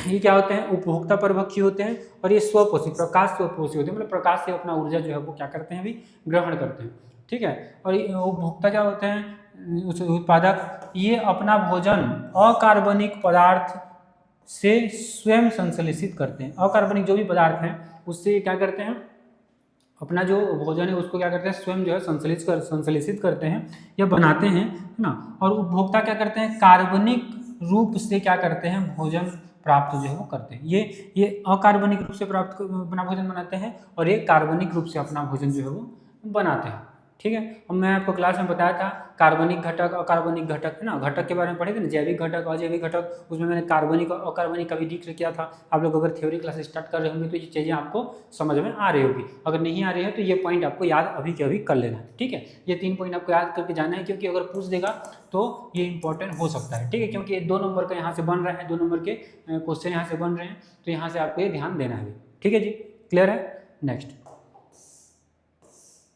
जनसंख्या बिखराव क्या होता है, ये एनसीईआरटी के क्वेश्चन है ना। बीच बीच में मैंने एनसीईआरटी के क्वेश्चन इसलिए उठाए हैं क्योंकि यहाँ से पूछ देता है कभी कभी, ठीक है। एनसीईआरटी का क्वेश्चन है, ठीक है, तो 2 नंबर के लिए पूछ सकता है, ठीक है। तो यहाँ बड़ा रूप में इसको लिखा हूँ मैं ताकि आपको कोई दिक्कत ना हो, ठीक है। देखो इसका आंसर क्या है, तो जनसंख्या विशेष के सदस्यों का एक स्थान से दूसरे स्थान क्या होना, आना जाना क्या कहलाता है, जनसंख्या बिखराव कहलाता है। नाम से स्पष्ट, बिखराव मतलब फैलना, तो एक स्थान से दूसरे स्थान जो है वो जा रहे हैं, वही क्या कहलाता है, जनसंख्या बिखराव कहलाता है। अब जनसंख्या बिखराव जो होता है वो किसी जनसंख्या के सदस्यों का एक स्थान से दूसरे स्थान तक जाना आना है। जंतुओं में यह मुख्य रूप से निम्न प्रकार से हो सकते हैं। जंतुओं में कैसे कैसे हो सकते हैं, तो पहले एक तो आगमन होगा, एक होता है बहिर्गमन, एक होता है प्रवासन। और प्रवासन क्या है मैं आपको बता चुका हूँ, ठीक है। इसके पहले मैं आपको प्रवास जो है वो बता चुका हूँ, पक्षी प्रवास पढ़े थे ना। देखो आगमन मतलब क्या होगा, आगमन मतलब कोई एंटर कर रहा होगा। इस प्रकार के बिखराव में किसी जनसंख्या में नए सदस्य क्या होते हैं, बाहर से आकर जुड़ते हैं, बाहर से आकर क्या होते हैं, जुड़ते हैं, बाहर से आकर क्या होते हैं, जुड़ते हैं। तो ये वाला पॉइंट आपको याद रखना है, बाहर से आकर, तो इसका क्या होता है, आगमन। बहिर्गमन में क्या होता है, इसमें जनसंख्या के कुछ सदस्य जो है वो बाहर निकल जाते हैं, क्या होते हैं, बाहर निकल जाते हैं, तो ये क्या हो जाते हैं, बहिर्गमन होते हैं। क्या होते हैं, ये बाहर जो है वो निकल जाते हैं, तो ये क्या होता है, बहिर्गमन हो जाता है। इसके अलावा प्रवासन क्या होता है, तो इस बिखराव में आगमन एवं बहिर्गमन क्रमिक रूप से क्या होता है, साथ साथ चलते हैं। उदाहरण के लिए जो साइबेरिया के असंख्य है ना, असंख्य पक्षी जो होते हैं, साइबेरिया के जो असंख्य सारस पक्षी होते हैं, वो शीत ऋतु में भारत में आते हैं और वसंत ऋतु में पुनः साइबेरिया जो है वो लौट जाते हैं, जो सारस पक्षी होते हैं। तो ये किस में आ जाते हैं, प्रवासन में आ जाते हैं। किस में आ जाते हैं भी, प्रवासन में आ जाते हैं। आपको ये बात याद रखना है, ठीक है। तो ये है जनसंख्या बिखराव जंतुओं में कैसे होता है, तो इस प्रकार से आगमन, बहिर्गमन और प्रवासन के माध्यम से होता है भाई, ठीक है। अगला है, देखो ये क्वेश्चन आपको पूछा जा सकता है, पूछा गया क्वेश्चन भी है, ठीक है ना। ये पूछा गया क्वेश्चन है ना, सीजी बोर्ड में ही पूछा है ये, ठीक है ना। लेकिन याद रखेंगे इसमें 2 नंबर का मार्क्स बन रहा है। तो यहाँ देखो खाद्य श्रृंखला और खाद्य जाल में अंतर पूछ देगा, है ना। लिटर मतलब कि कर्कट और अपरद में पूछ देगा, है ना। प्राथमिक और द्वितीयक उपभोक्ता में क्या अंतर है, ये पूछ, इसमें से कोई एक आपको पूछेगा, ठीक है। लेकिन आपको सबको पढ़ के जाना है ना, सबको हमको जान के पढ़ के जाना है। देखो मैं इसको क्वेश्चन फॉर्म में करा रहा हूँ, थ्योरी फॉर्म में नहीं करा रहा हूँ, ठीक है। लेकिन थ्योरी भी मैं आपको साथ ही साथ बताते चल रहा हूँ, ठीक है। तो जरूरी है आपको क्वेश्चन फॉर्म में करना, क्योंकि पेपर पास में है। देखो ये एनसीईआरटी का क्वेश्चन है, ठीक है, एनसीईआरटी में पूछा गया है ये वाला, तो आपको इंपॉर्टेंट टिक करना है। यहाँ से कहीं से भी क्वेश्चन आपको पूछ देगा, ठीक है। क्योंकि 2 नंबर का क्वेश्चन है, तो थोड़ा बहुत सारे क्वेश्चन बन जाते हैं इसके लिए, तो इसलिए सारे पॉइंट को आपको कवर करते हुए चलना पड़ेगा।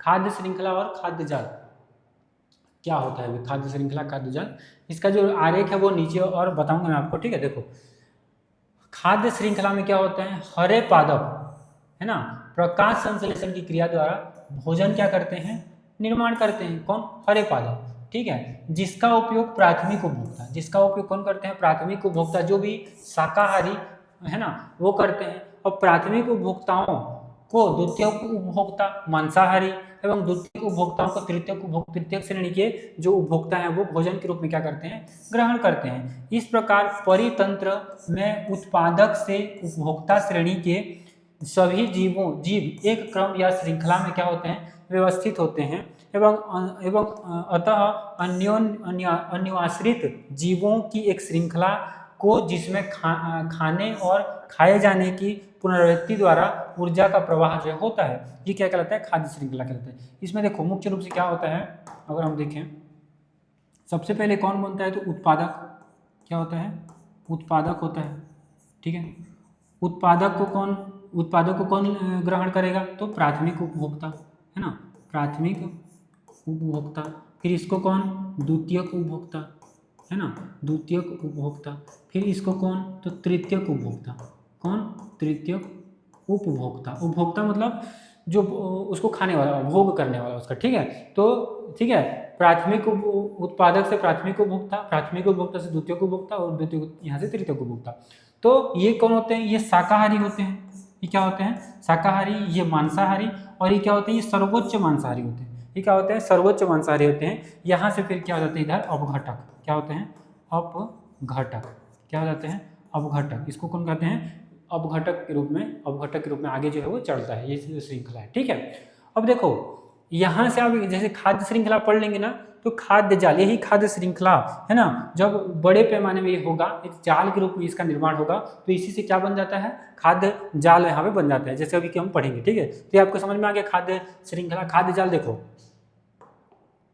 खाद्य जाल को अगर पढ़ें तो वास्तविक रूप से प्रकृति में सरल खाद्य श्रृंखलाएं नहीं होती। सरल खाद्य श्रृंखला मतलब एक ही, ऐसे थोड़ी होंगी, ठीक है, नहीं होती, बल्कि विभिन्न श्रृंखलाएं आपस में किसी न किसी खाद्य क्रम पोषक स्तर से क्या होते हैं, जुड़कर एक अत्यंत जटिल खाद्य जाल जो है वो बनाती है, फूड वेब का निर्माण करती हैं। इसका कारण यह है कि एक ही प्राणी कई प्रकार के प्राणियों को अपना भोजन जो है बना सकता है। अच्छा देखो, जैसे कि उत्पादक यहाँ पे है घास है, ठीक है, तो घास को केवल कौन खाएगा, बताइए, घास को केवल गाय ही खाएगा क्या, बकरी नहीं खा सकता, है ना, खरगोश, है ना, ये खा सकता है, ठीक है। इसके अलावा घास को और कौन खा सकते हैं भाई, तो घास को एक ही जीव नहीं, बहुत सारे जीव खा सकते हैं। और फिर उनको जैसे खरगोश है ना, जैसे बकरी है, बकरी को और कौन केवल सिंह ही खाएगा क्या, शेर नहीं, शेर ही खाएगा क्या, चीता नहीं खाएगा, है ना, और भी बहुत सारी चीज़ें हैं, है ना। तो उस प्रकार से होता है कि एक चीज़ को एक ही जंतु नहीं खाता, बहुत सारे जंतु खाते हैं, तो वो मिल के क्या बना देते हैं, वो जाल बना देते हैं, तो उसी को हम क्या कहते हैं, खाद्य जाल ये कह देते हैं। ठीक, उसके बाद क्या होता है, वो अपना भोजन बना सकते हैं। परितंत्र में खाद्य जाल जितना जटिल व विशाल होता है उतना ही वह परितंत्र स्थिर व संतुलित होता है। ये पॉइंट आपको याद रखेंगे, ये पॉइंट बहुत इंपॉर्टेंट है। ठीक है, यहाँ पे देखो परितंत्र में परितंत्र क्या होता है, स्थिर और संतुलित कब होगा, ऐसा आपको पूछ देगा।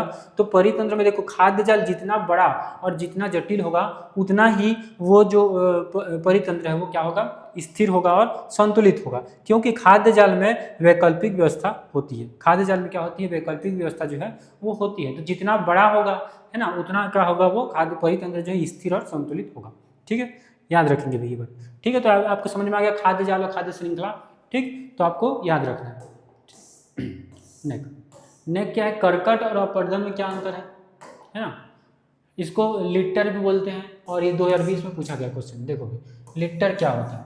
ठीक है, देखो यह मृदा या मिट्टी की ऊपरी सतह पर पाया जाने वाला जीवधारियों का मृत पदार्थ है। जैसे क्या, जैसे पत्ते, छाल, टहनियाँ, पुष्प, फल, गोबर आदि मृत पादप व प्राणियों के अवशेष भी इसमें आ जाते हैं। किसमें, तो कर्कट या लिटर में। अपवर्धन क्या होता है, यह मृदा में पाए जाने वाले पादप व प्राणियों के अवशेष होते हैं, जैसे कि पत्ती, लकड़ी, टहनी, पुष्प, पादप प्राणियों के अवशेष मल सहित अपवर्धन बनते हैं। यह विघटित अवस्था में होने के कारण पादपों के लिए क्या होता है, उपयोगी होता है। ये किस अवस्था में होता है, तो विघटित अवस्था में होता है। किसमें, विघटित अवस्था में होता है। ठीक है, विघटित अवस्था में होता है, तो ये क्या होता है, पादपों के लिए उपयोगी होता है। पादपों के लिए क्या होता है, पादपों के लिए क्या होता है, उपयोगी होता है। पादपों के लिए क्या होता है, उपयोगी होता है। ठीक है, याद रखना है आपको। क्लियर है। उसके बाद अगला पॉइंट क्या है, तो सभी पदार्थ की भूमि की सतह पर ये पाए जाते हैं। ये सभी पदार्थ की भूमि की जो सतह है वहाँ पर पाए जाते हैं। यह मृदा में मिलकर मृदा की उर्वरता को क्या करता है, बढ़ाता है। उर्वरता जो शक्ति होती है उसको वो बढ़ाता है ना। फर्टिलिटी जो होता है मृदा में उसको क्या करता है, ये बढ़ाता है। भी कौन, अपवर्धन। ठीक, तो आप पढ़े होंगे मृदा अपवर्धन के बारे में। ठीक है, तो ये बातें हैं। ठीक है, तो आपको याद रखना है लिटर और अपवर्धन के बारे में, ये भी आपको पूछा जा सकता है। नेक्स्ट क्या है भाई, नेक्स्ट प्राथमिक और द्वितीय उपभोक्ता। ये तो पढ़ चुके हैं आप, अभी बताया हूँ आपको। ठीक है, प्राथमिक उपभोक्ता और द्वितीय उपभोक्ता क्या होते हैं। देखो भाई क्या होते हैं, एक बार और बता देते हैं। ठीक है, देखो प्राथमिक उपभोक्ता और द्वितीय उपभोक्ता। हरे पादप प्राथमिक उत्पादक होते हैं। ठीक है, हरे पादप क्या होते हैं, प्राथमिक उत्पादक होते हैं। ठीक है ना, प्राथमिक उत्पादक होते हैं, है ना, उपभोक्ता नहीं। ठीक है, उपभोक्ता नहीं। ठीक है, प्राथमिक उपभोक्ता शाकाहारी हो जाएंगे, द्वितीय उपभोक्ता फिर वो प्राथमिक द्वितीय तृतीयक चले जाएंगे। ठीक है, लेकिन प्राथमिक उत्पादक कौन है, तो वो क्या है, वो हरे पौधे होते हैं, है ना, याद रखेंगे। एक निश्चित समयावधि के प्रति इकाई क्षेत्र द्वारा उत्पन्न किए गए जैव पदार्थ यानी कार्बनिक पदार्थ की मात्रा के उत्पादन की दर क्या होती है, प्राथमिक उपभोक्ता कहते हैं। इसे भार ऊर्जा के रूप में क्या किया जा सकता है, व्यक्त जो है वो किया जा सकता है। ठीक है, और द्वितीय उपभोक्ता क्या है, यह परितंत्र की सकल प्राथमिक उत्पादकता प्रकाश संश्लेषण के दौरान कार्बनिक तत्व की उत्पादन दर होती है। इसमें से पौधे अपनी जैविक क्रियाओं के लिए कार्बनिक भोज्य पदार्थ का उपयोग करते हैं। इस मात्रा की सकल प्राथमिक उत्पादक को घटा देने पर नेट प्राथमिक उपभोक्ता जो है वो प्राप्त होती है। जो प्राथमिक उपभोक्ता को उपलब्ध होती है इसे द्वितीयक उपभोक्ता कहते हैं। ठीक है, इसे क्या कहते हैं, द्वितीयक उपभोक्ता ये कहा जाता है। ठीक है, तो आप लोग को पता होगा प्राथमिक उपभोक्ता द्वितीयक उपभोक्ता क्या है। ठीक है, एग्जाम्पल में आप लिख देंगे। ठीक है, अगला क्या है, देखो जो पता है उसमें हम ज़्यादा टाइम नहीं देंगे। ठीक है, ये यहाँ पे आपको एक खाद्य श्रृंखला यानी कि आहार श्रृंखला का डायग्राम आपको बना के समझाना है। तो उसके लिए मैं वहाँ ऊपर जो खाद्य श्रृंखला है वहाँ पे मैंने उसको नहीं बताया ताकि यहाँ पे आपको बताऊँ। ठीक है, तो यहाँ पे देखो भाई किसका पूछा है, तो घास पारिस्थितिकी तंत्र का एक आहार श्रृंखला का आरेख जो है पूछा गया है। 2 नंबर के लिए पूछ देगा, 24 में पूछा गया है। ठीक है, तो इसमें देखो सबसे पहले इसको क्या पढ़ें, इसमें देखो जो घास होते हैं, जो उत्पादक होते हैं, ये सूर्य से, है ना, सूर्य से अपना क्या ग्रहण करते हैं, ऊर्जा, सूर्य से क्या लेते हैं, अपने लिए भोजन या ऊर्जा प्राप्त करते हैं। यहाँ पे देखो, यहाँ पे दिया होगा ऊर्जा का प्राकृतिक स्रोत है, ठीक है। ऊर्जा का प्राकृतिक स्रोत प्रत्यक्ष रूप से क्या होता है, सूर्य विकिरण है, ठीक है। और उसके बाद इसको कौन खाता है, तो कीड़े मकोड़े जो शाकाहारी होते हैं। वही मैंने कहा कि घास को केवल बकरी ही नहीं खाता, केवल खरगोश ही नहीं खाता, केवल गाय ही नहीं खाता, कीड़े भी खाते हैं, ठीक है। उसके बाद इन कीड़ों को कौन खाएगा, तो मेंढक, ये क्या हो जाता है, उपभोक्ता हो जाता है, जो कि मांसाहारी उपभोक्ता हो जाएगा। क्या हो जाएगा, मांसाहारी उपभोक्ता हो जाएगा। और फिर मेंढक को कौन खाएगा, सांप, ये भी एक उपभोक्ता है। और फिर शिकारी पक्षी है ना, सांप को कौन खाएगा, शिकारी पक्षी, ये क्या होगा, सर्वाहारी होगा, ठीक है। और ये सर्वोच्च मांसाहारी हो जाएगा, ठीक है। तो इस प्रकार से आपको ये बातें याद रखनी है, ठीक है। तो इस प्रकार से सीक्वेंस रहता है। तो आपको ये आरेख पूछेगा तो इसको आपको बताना है, ठीक है। और लिखना चाहो तो ये जो लिखा है ये लाइन को आप लिख सकते हो, ठीक है। जो यहाँ पे समझाया है उसी को यहाँ पे डिटेल से लिखा है, ठीक है। क्लियर है यहाँ तक। उत्पादक, ठीक है, उत्पादक क्या है, उपभोक्ता क्या है, अपघटक क्या है, आपको याद रखना है, ठीक। नेक्स्ट, किसी परितन खाद्य जाल, देखो ये खाद्य श्रृंखला है। खाद्य श्रृंखला में हम लोग अंदर पढ़े थे ना अभी, तो ये खाद्य श्रृंखला के बारे में ऐसे लिखेंगे। और खाद्य जाल, जैसे कि मैंने आपको कहा कि खाद्य जाल किसको कहते हैं, जटिल होता है वो, है ना। किसी एक चीज़ को कोई एक जंतु जो है वो नहीं खाता। जैसे यहाँ पे घास है, क्या है ये क्या है, घास है, ठीक है। ये क्या है, घास है, ठीक है, उत्पादक के रूप में, है ना। यानी कि प्रथम पोषण स्तर यहाँ से स्टार्ट होगा, क्या होगा, प्रथम पोषण स्तरीय स्टार्ट हो गया, ठीक है। अब ये घास को ये चूहा भी है ना, शाकाहारी, ठीक है। और ये टिड्डा भी खाएगा शाकाहारी, और ये हिरण भी खाएगा, खरगोश भी खाएगा, ठीक है। तो ये सब क्या होते हैं, द्वितीयक पोषण स्तर होते हैं। ये क्या होते हैं, द्वितीयक पोषण स्तर, द्वितीयक पोषण स्तर हो जाएगा, ठीक है जी। क्लियर है। अब देखो, अब बताओ ये टिड्डा को कौन खाएगा, मेंढक खाएगा। टिड्डा को ये चिड़िया भी खाते हैं, टिड्डा को खाएगा, चिड़िया भी खाएगा, मेंढक भी खाएगा, ठीक है। उसके बाद मेंढक को कौन, बगुला खाएगा। इधर से चिड़िया है ना, चिड़िया को कौन खा रहा है, सांप खा रहा है। चूहा को कौन खा रहा है, ये बगुला खा रहा है, चूहा को यहाँ से ये, ठीक है। और खरगोश, हिरण, ये सबको कौन, शेर खाते हैं, ठीक है। तो इस प्रकार से आपको ये देखने को मिलेगा कि खाद्य एक तो जाल बन जाता है, खाद्य का एक क्या बनेगा, जाल बनेगा, ठीक है। तो ये घास को इतने सारी चीज खाएंगे, और इनको कौन कौन खाएगा, है ना, वो डिनोट करता है खाद्य जाल, ठीक है। और ये खाद्य जाल याद रखेंगे, अभी भी मैंने आपको बताया, वो पॉइंट आपको याद रखना है। जो खाद्य जाल जो होता है ना, जो खाद्य जाल होता है ना, खाद्य जो जाल होता है ना, खाद्य जो जाल होता है, जितना क्या होगा, जितना जटिल होगा, जितना जटिल होगा, है ना, उतना ही परितंत्र जो है, उतना ही परितंत्र क्या होगा, संतुलित होगा, संतुलित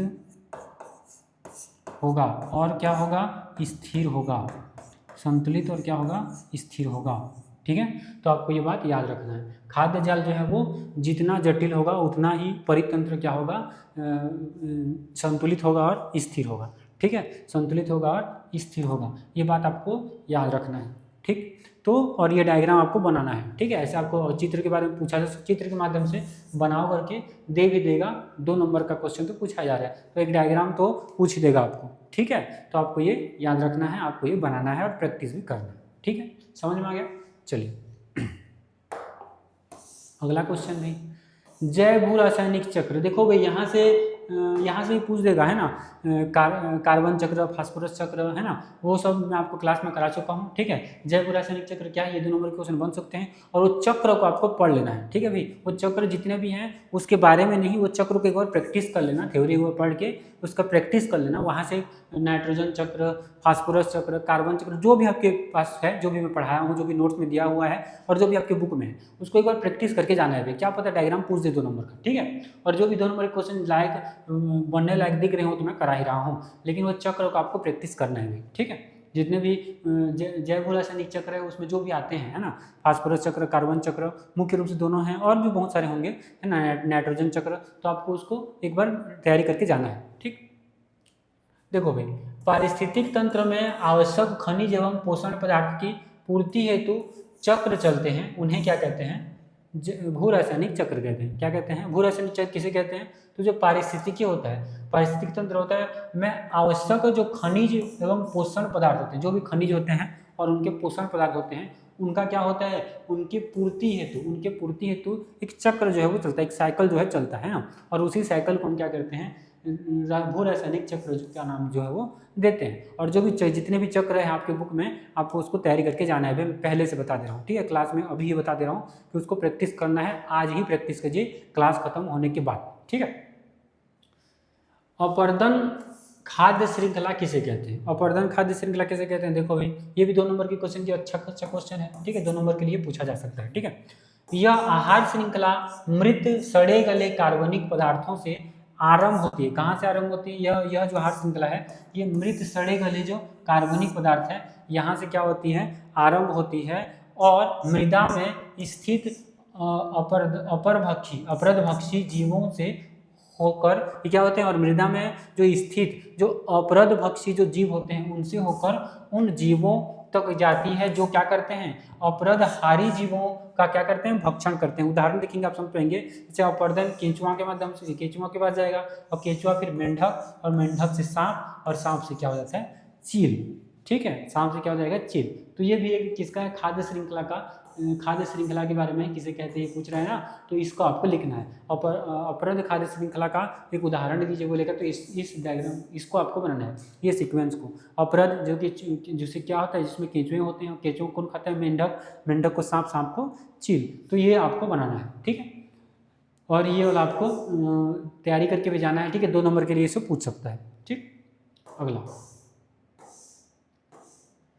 जैसे कि मैंने तो आपको बताया था संख्या पिरामिड है ना, जीवों को संख्या पिरामिड, भार है ना, जीव भार का पिरामिड, और किसका बताया था? ऊर्जा का पिरामिड, ठीक है। तो देखो भाई, जीवों की संख्या का पिरामिड अगर हम देखें तो किसे कहते हैं ये जानेंगे, ठीक है ना, किसे कहते हैं ये जानेंगे, और उसके बाद हम देखेंगे डायग्राम। देखो सबसे पहले क्या देखिए, संख्या का पिरामिड क्या होता है? तो वह पिरामिड जो उत्पादकों, शाकाहारियों और मांसाहारियों की संख्या के बीच क्या संबंध को दिखाता है? संख्या के बीच किसको दिखाता है? संबंध को दिखाता है, उसे क्या कहते हैं? संख्या का पिरामिड जो है वो कहते हैं, है ना, जीवों का संख्या का पिरामिड। इसको हम ऊपर क्या बोल रहे थे? शंकु बोल रहे थे, क्या बोल रहे थे? शंकु बोल रहे थे, ठीक है। तो शंकु या पिरामिड, ठीक है। तो किसका? उत्पादकों, शाकाहारी और मांसाहारियों का क्या संख्या को जब दिखाए तो उसको क्या कहते हैं? संख्या का पिरामिड जो है वो कहते हैं। इसमें याद रखेंगे, हमने ऊर्जा का पिरामिड मैंने बताया था कि वो क्या बनता है? सीधा बनता है। लेकिन जब हम संख्या की पिरामिड की बात कर रहे होते हैं, है ना, संख्या के पिरामिड की हम बात कर रहे होते हैं, है ना, तो ये कैसे बन सकता है? तो ये उल्टा भी बनता है। कैसा बनता है? उल्टा भी बनता है, और क्या बनता है भाई? और सीधा भी बनता है ना, सीधा ही बनता है ना।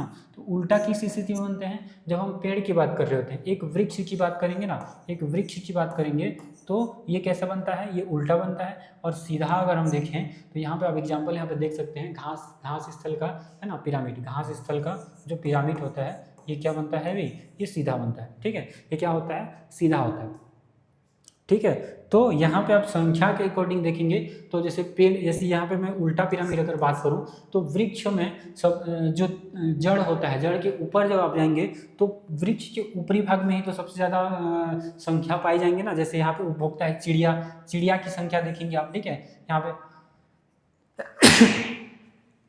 सॉरी, अवघटक, ठीक है ना, अवघटक की संख्या ज़्यादा होगी, फिर किसकी? उपभोक्ता की, और फिर उत्पादक की, है ना, फिर किसकी? उत्पादक की। तो सबसे ज़्यादा संख्या किसका? अवघटक का, फिर उपभोक्ता का, और फिर पेड़, वृक्ष का, ठीक है, पेड़ यानी कि जो उत्पादक है इसका। तो इसका पिरामिड क्या बन जाता है? उल्टा बन जाता है, ठीक है। इसी प्रकार अगर हम घास का देखें तो घास में अगर हम देखें तो घास में ऊपर ज़्यादा संख्या में ज़्यादा संख्या होगा कि नीचे ज़्यादा संख्या होगा? अगर हम उत्पादक की संख्या ज़्यादा देखेंगे तो ज़्यादा होगा, ज़्यादा की संख्या में घास होंगे ना, घास की संख्या ज़्यादा। यहाँ तो वृक्ष तो एक ही था, इसका जो जड़ है वो एक जड़ जो है वो मतलब इसको एक ही तो बनाएगा कि एक पेड़ जो है अधिक पेड़ है, नहीं, लेकिन घास क्या होते हैं? वो ज़्यादा होते हैं, और पेड़ जो है वो एक है, ठीक है। लेकिन इसके ऊपर जब जाएंगे तो इसके ऊपर बहुत सारी चिड़िया हैं, चिड़ियाओं को खाने वाले बहुत सारे अवघटक वहाँ पे होते हैं, ठीक है जी। लेकिन अगर हम यहाँ बात करें उपभोक्ता की बात करें, किसमें? हम घास स्थल पर, तो इसका जो पिरामिड होता है सदैव क्या बनता है? ये सीधा बनता है। सदैव कैसा बनता है? ये सीधा बनता है, ठीक है। घास का पिरामिड, घास स्थल का पिरामिड,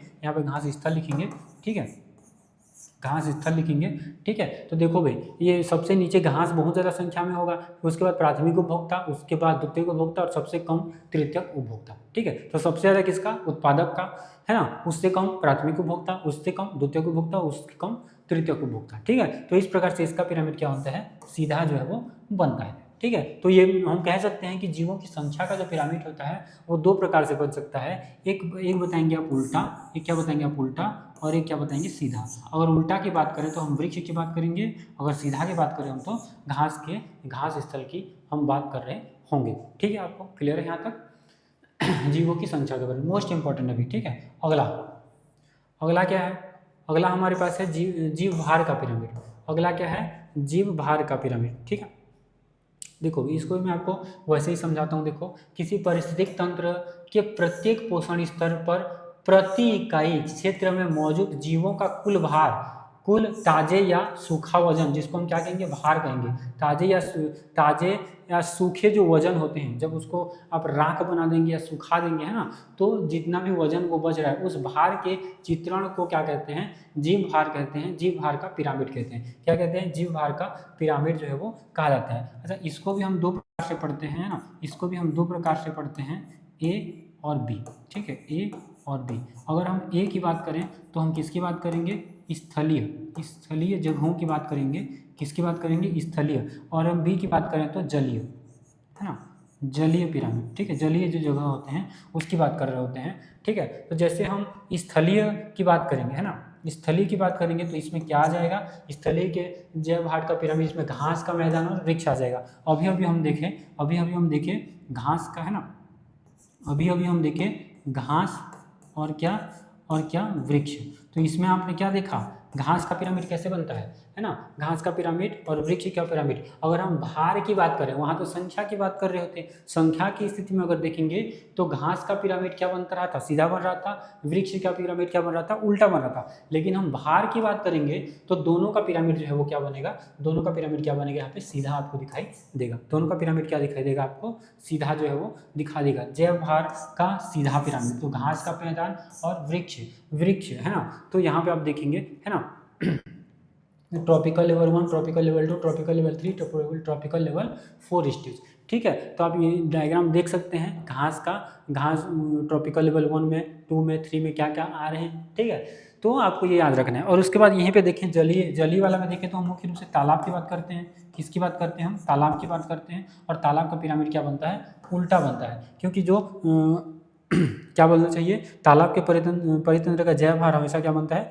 उल्टा बनता है। जो जिनका भार जो है वो मतलब जिनका भार जो कम है वो इन जो क्या बोलते हैं यहाँ पे जो भी जीव हैं, ठीक है ना, जैसे छोटी मछली हो जाएंगे, ये छोटी मछली कौन खाएंगे, बड़ी मछली खाएंगे। ठीक है, तो ये कौन है, शाकाहारी जो मछली हैं। ठीक है, और ये किस पर निर्भर रहेंगी, इस पर निर्भर रहेंगे। इनको कौन खाएगा, मतलब बड़ी मछली जो है वो खाते हैं। ठीक है जी, तो भार के अकॉर्डिंग हम देखें तो जो तालाब का पिरामिड होता है उनका भार अगर हम देखें तो वो क्या बनता है, उसका पिरामिड जो है वो उल्टा हमको दिखाई देता है। ठीक है जी, उल्टा क्या होता है, दिखाई देता है। तो आपको ज़्यादा तामझाम नहीं करना है, समझना यह है कि स्थलीय जगहों में, अगर हम स्थलीय जगहों में जैसे कि घास और वृक्ष की बात करें तो अगर हम उसमें भार का पिरामिड देखेंगे तो क्या होता है, हमेशा वो सीधा होता है। लेकिन जो तालाब का पिरामिड होता है वो क्या होता है, उल्टा होता है। ठीक है, अगर भार की बात हम कर रहे होते हैं तो, ठीक है, भार की बात कर रहे होते हैं तो जो पिरामिड होता है वो तालाब का उल्टा बनता है। ठीक है जी, क्लियर है यहाँ तक। तो ये बात आपको याद रखना है। दो चीज़ें हो गया,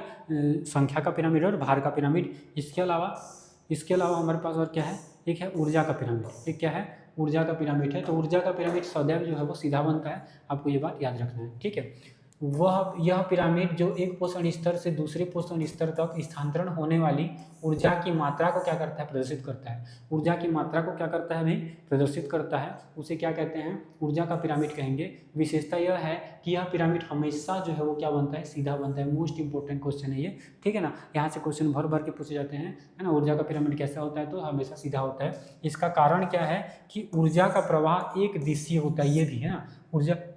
ऊर्जा का प्रवाह क्या होता है, एक दिशीय होता है। और ये इसका पिरामिड सदैव सीधा बनता है। और हर स्तर पर ऊष्मा के रूप में ऊर्जा का ह्रास जो है वो होता है। एक वैज्ञानिक थे जिनका नाम क्या था, लिंडमैन था, है ना। लिंडमैन ने एक नियम दिया था 10%, ऊर्जा के 10% का नियम जो है वो दिया था।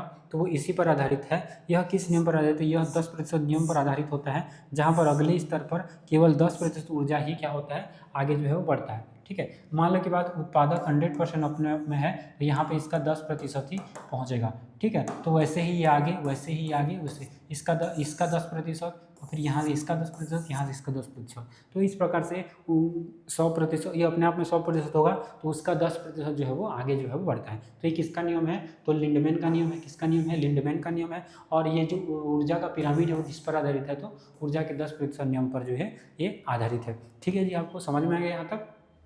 उम्मीद है यहाँ तक आपको समझ में आ गया होगा, ठीक है। चलिए तो नेक्स्ट हमारे पास कौन सा क्वेश्चन हम लोग देख लेते हैं, ठीक है। नेक्स्ट क्या क्वेश्चन है भाई? तो विलुप्त जातियों पर क्या लिखना है आपको? टिप्पणी करना है ना। विलुप्त जाति पर आपको क्या बताना है? विलुप्त जातियों के बारे में बताना है, ठीक है जी। तो ये कौन सा चैप्टर आपका आ गया होगा? लास्ट चैप्टर, ठीक है, जिसमें हम जैव विविधता के संरक्षण की बात हम लोग कर रहे होते हैं। वहाँ पे हम किसकी बात करते हैं? विलुप्त जातियों का जो टॉपिक है वो उसमें वहाँ पे कवर है, ठीक है। तो चलिए देख लेते हैं विलुप्त जातियों के बारे में, है ना। विलुप्त जातियाँ क्या होती हैं, है ना, और इनके बारे में क्या क्या पॉइंट हैं। हालांकि आपको पता ही होगा, है ना, विलुप्त जातियाँ क्या होती है, मैं क्लास में बताया भी हूँ और आप पढ़े भी होंगे, क्योंकि 3-3, 4-4 बार टेस्ट भी हो चुका है आपका, तो ये क्वेश्चन तो आपको देखने को मिला ही होगा, ठीक है। देखो भाई क्या है कि इस श्रेणी के अंतर्गत ऐसे जो जैविक जातियाँ हैं वो क्या है भाई? सम्मिलित की गई हैं, जो कि निकट अतीत में, निकट आने वाला जो अतीत है उसमें, है ना, जो बीता हुआ, अतीत मतलब जो बीत गया, ठीक है, निकट अतीत में जीवित थी। और जो अतीत है उसमें क्या थी? वो जीवित थी, किंतु अब अपने निवास स्थानों में नहीं है। अभी क्या है? वो अपने निवास स्थान पर नहीं है, तथा अन्य दूसरे निवास स्थानों में भी इनका जो है अस्तित्व जो है वो शेष नहीं रहा है। अर्थात ये कह सकते हैं कि ये जैव मंडल से विलुप्त हो चुकी है। जैव मंडल से क्या हो सकी हैं? विलुप्त हो गई है। विलुप्त मतलब क्या होता है? छिप जाना या ना दिखाई पड़ना, ठीक है, लुप्त हो जाना, ठीक है। तो ये क्या विलुप्त हो गई हैं, है ना। तो समझ में आ गया, ये होते हैं विलुप्त जातियाँ, क्योंकि ये क्या हो गए हैं? जैव मंडल से क्या हो गई हैं?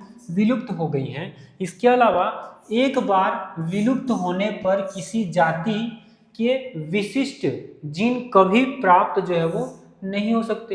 एक बार वो विलुप्त हो गया तो उस जाति के जो विशिष्ट जीन है वो प्राप्त करना जो है पॉसिबल थोड़ा सा नहीं हो पाता, ठीक है। मनुष्य बड़े पैमाने पर विभिन्न स्थलीय, जलीय तथा जो वायवीय प्राणियों का शिकार जो है वो कर रहा है मनुष्य, ठीक है। जिसके फलस्वरूप क्या होता है? अनेक जो जीव हैं उनकी जो जातियां हैं मानवीय गतिविधियों के कारण क्या होते हैं भाई? सदा सदा के लिए क्या होते हैं? जैव मंडल से ये विलुप्त हो जाते हैं, है ना। तो ये मनुष्य के जो क्रियाकलाप है, जो भी गतिविधि है, उसी के कारण ये सारी चीजें जो है वो देखने को मिलती है। IUCN की लाल सूची, जो रेड डाटा बुक है, आप पढ़े होंगे, ठीक है, 2004 के अनुसार पिछले 500 वर्षों में 784 जातियां, जिसमें कि 338 जो कौन है? कशेरुकी के अंतर्गत आएंगे, और 559 अकशेरुकी तथा 87 जो है वो पादप जो है वो लुप्त हो गई है। किसके अनुसार? तो जो रेड डाटा होता है ना, लाल सूची, लाल रेड डाटा बुक एक आप पढ़े होंगे, है ना, पूछा जाता है अभी, ठीक है। तो इसको IUCN की जो लाल सूची पुस्तक है, जिसको हम इंग्लिश में रेड डाटा बुक कहते हैं, 2004 के में उसको बताया गया है कि पिछले 500 वर्षों में 784 जातियां जो है वो अब तक लुप्त हो चुकी हैं, ठीक है। तो ये सारे पॉइंट हैं, आपको ये याद रखने हैं, ठीक है। और विलुप्त जातियों के बारे में आप लिख भी लेंगे, पता है मेरे को, ठीक है, क्योंकि ये पढ़ते आ रहे हैं, ठीक। नेक्स्ट क्या क्वेश्चन है? ये देखो, ये पूछा गया क्वेश्चन है, ठीक है, क्योंकि यहाँ से 2 नंबर के क्वेश्चन बन रहे हैं, है ना। कितने नंबर के? 2 अंक के क्वेश्चन यहाँ से बन रहे हैं, ठीक। देखो भाई, किसी भौगोलिक क्षेत्र में 2 या 3 नंबर के क्वेश्चन बन रहे हैं यहाँ पे, ठीक है, 2 या 3 आप लोग देख लेंगे, यानी कि छोटे क्वेश्चन यहाँ से पूछे जा रहे हैं, ठीक है, 2 या 3 नंबर के, तो उसी के अकॉर्डिंग सारे क्वेश्चन जमाए हुए हैं, ठीक है। किसी भौगोलिक क्षेत्र में जाति क्षति के मुख्य कारण क्या है? जो भी भौगोलिक क्षेत्र है उसमें जो जातियों का क्या हो रहा है? लॉस हो रहा है, जो उनका ह्रास हो रहा है, उसका कारण जो है वो क्या है, आपको बताना है। ये NCERT का भी कुछ क्वेश्चन है, और देखो भाई 19 में पूछा गया, 21 में पूछा गया, 22 में पूछा गया, ठीक है। तो दो राय नहीं है कि अभी नहीं पूछा जा सकता, पूछा जा सकता है, ठीक है। देखो भाई क्या है, वास स्थल की कमी एवं विखंडन, अतिदोहन, शिकार, है ना, वास स्थल जो निवास कर रहे हैं उस स्थान की अगर कमी होगी, उसकी क्या हो जाएगी, कमी हो जाएगी, वहाँ का विखंडन हो जाएगा, अति दोहन हो जाएगा, दोहन मतलब जलना, ठीक है। और शिकार करेंगे विदेशी जातियाँ, विदेशी जातियाँ भी उनका जो है महत्वपूर्ण कारण हो सकता है, और प्रदूषण, ये सारे जो हैं जाति को क्षति या लॉस करने का मुख्य जो है वो कारण है, ठीक है। जो विदेशी जो जातियाँ हैं उनका मतलब और शिकार भी हैं, वहाँ का अति दोहन कर देंगे, और जो रहने वाला जो जगह है वहाँ की अगर कमी हो जाएगी, उनके निवास स्थल की क्या हो जाएगी, कमी हो जाएगी। तो ये सारे मुख्य कारण हो सकते हैं किस चीज़ के लिए, तो किसी भौगोलिक क्षेत्र में जाति का क्या होना, लॉस होने के लिए ये कारण हो जाते हैं, ठीक है। परितंत्र के कार्यों हेतु जैव विविधता कैसे उपयोगी है, ये भी एनसीईआरटी का क्वेश्चन है। तो जैव विविधता परितंत्र के उत्पादकता, स्थायित्व और स्वस्थता हेतु क्या होती है, उपयोगी ये होते हैं। तीनों पॉइंट याद रखेंगे इसके लिए, उत्पादकता, स्थायित्व और क्या, स्वास्थ्यता, ये तीनों के लिए उपयोगी होती है, ऐसा आपको पढ़ के जाना है, ठीक। नेक्स्ट,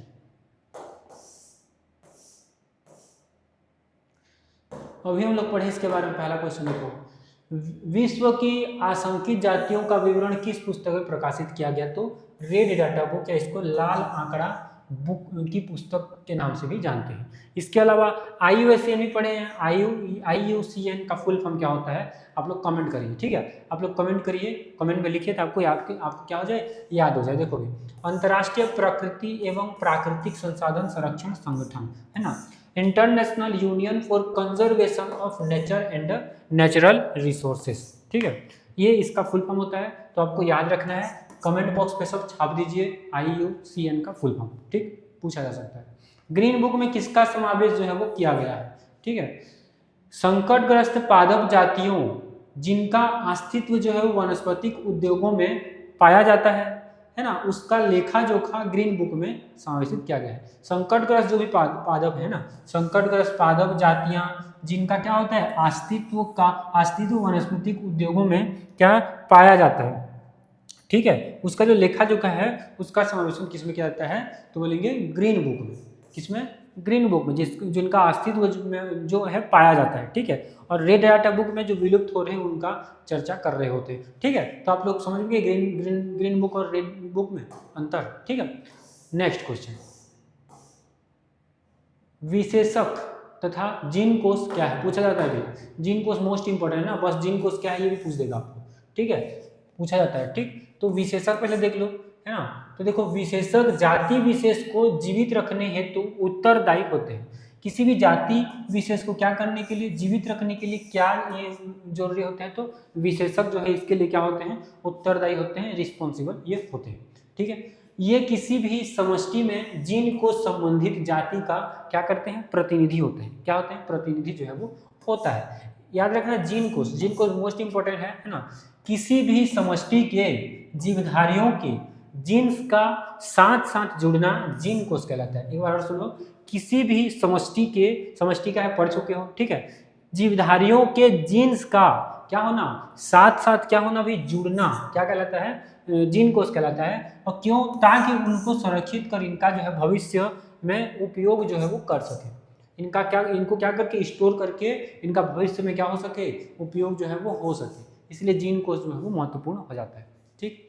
प्रवाल भित्ति पर क्या लिखना है, टिप्पणी लिखना है, ठीक है, प्रवाल भित्ति करे हैं क्लास में, ठीक है, पूछा जा सकता है ये भी। देखो भी, प्रवाल भित्ति यहाँ जो है वृहद आकार की चूनायुक्त जो है ये संरचना होती है। कैसे संरचना होती है, चूनायुक्त संरचना होती है, जिनकी ऊपरी सतह समुद्र की सतह के पास होती है। कि ऊपरी सतह किसके पास होती है, तो समुद्र की सतह की, ठीक है। ये कैल्शियम कार्बोनेट की बनी होती हैं तथा ये अकशेरुक प्राणियों के संग, जैसे सिलेंट्रेटा के वर्ग एंथ्रोजोआ के प्राणियों के फॉलिप द्वारा क्या होती है, ये उत्पन्न होती है। ये सारे पॉइंट आपको याद रखने हैं, ठीक है। इसके अलावा इसके बारे में और एक पॉइंट है प्रवाल भित्ति के बारे में। तो प्रवाल भित्तियां विश्व में पाए जाने वाले परितंत्र के अंतर्गत सर्वाधिकार उपजाऊ परितंत्र है, ऐसा पूछा जा सकता है ना। विश्व भर में देखो ये सर्वाधिकार उपजाऊ परितंत्र कौन सा है, तो प्रवाल भित्ति है, ठीक है। ये गर्म छिछले पर्यावरण में विकसित होती हैं तथा ये जीवधारियों की काल्पनिक विविधता को क्या करती हैं, क्या करती हैं, समर्थन जो है प्रदान करती है, सपोर्ट जो है वो प्रदान जो है वो करती है। ठीक है, तो प्रवाल भित्ति के बारे में इतना आपको जानना है। ठीक है, पूछा जा सकता है ये भी। देखो 3 नंबर का पूछे तो भी इतना लिखना है, 2 नंबर का पूछे तो भी ऐसे ही लिखना है, क्योंकि हमको कॉम्प्रोमाइज़ नहीं करना, जितना पढ़ के जाएंगे उतना वहाँ पे आपको लिखना पड़ेगा। ठीक है, जितना अच्छे से लिखेंगे, जितना ज़्यादा लिखेंगे, उतना आपको मार्क्स मिलने में आसानी होगी। ठीक है, अगला क्वेश्चन क्या है भाई,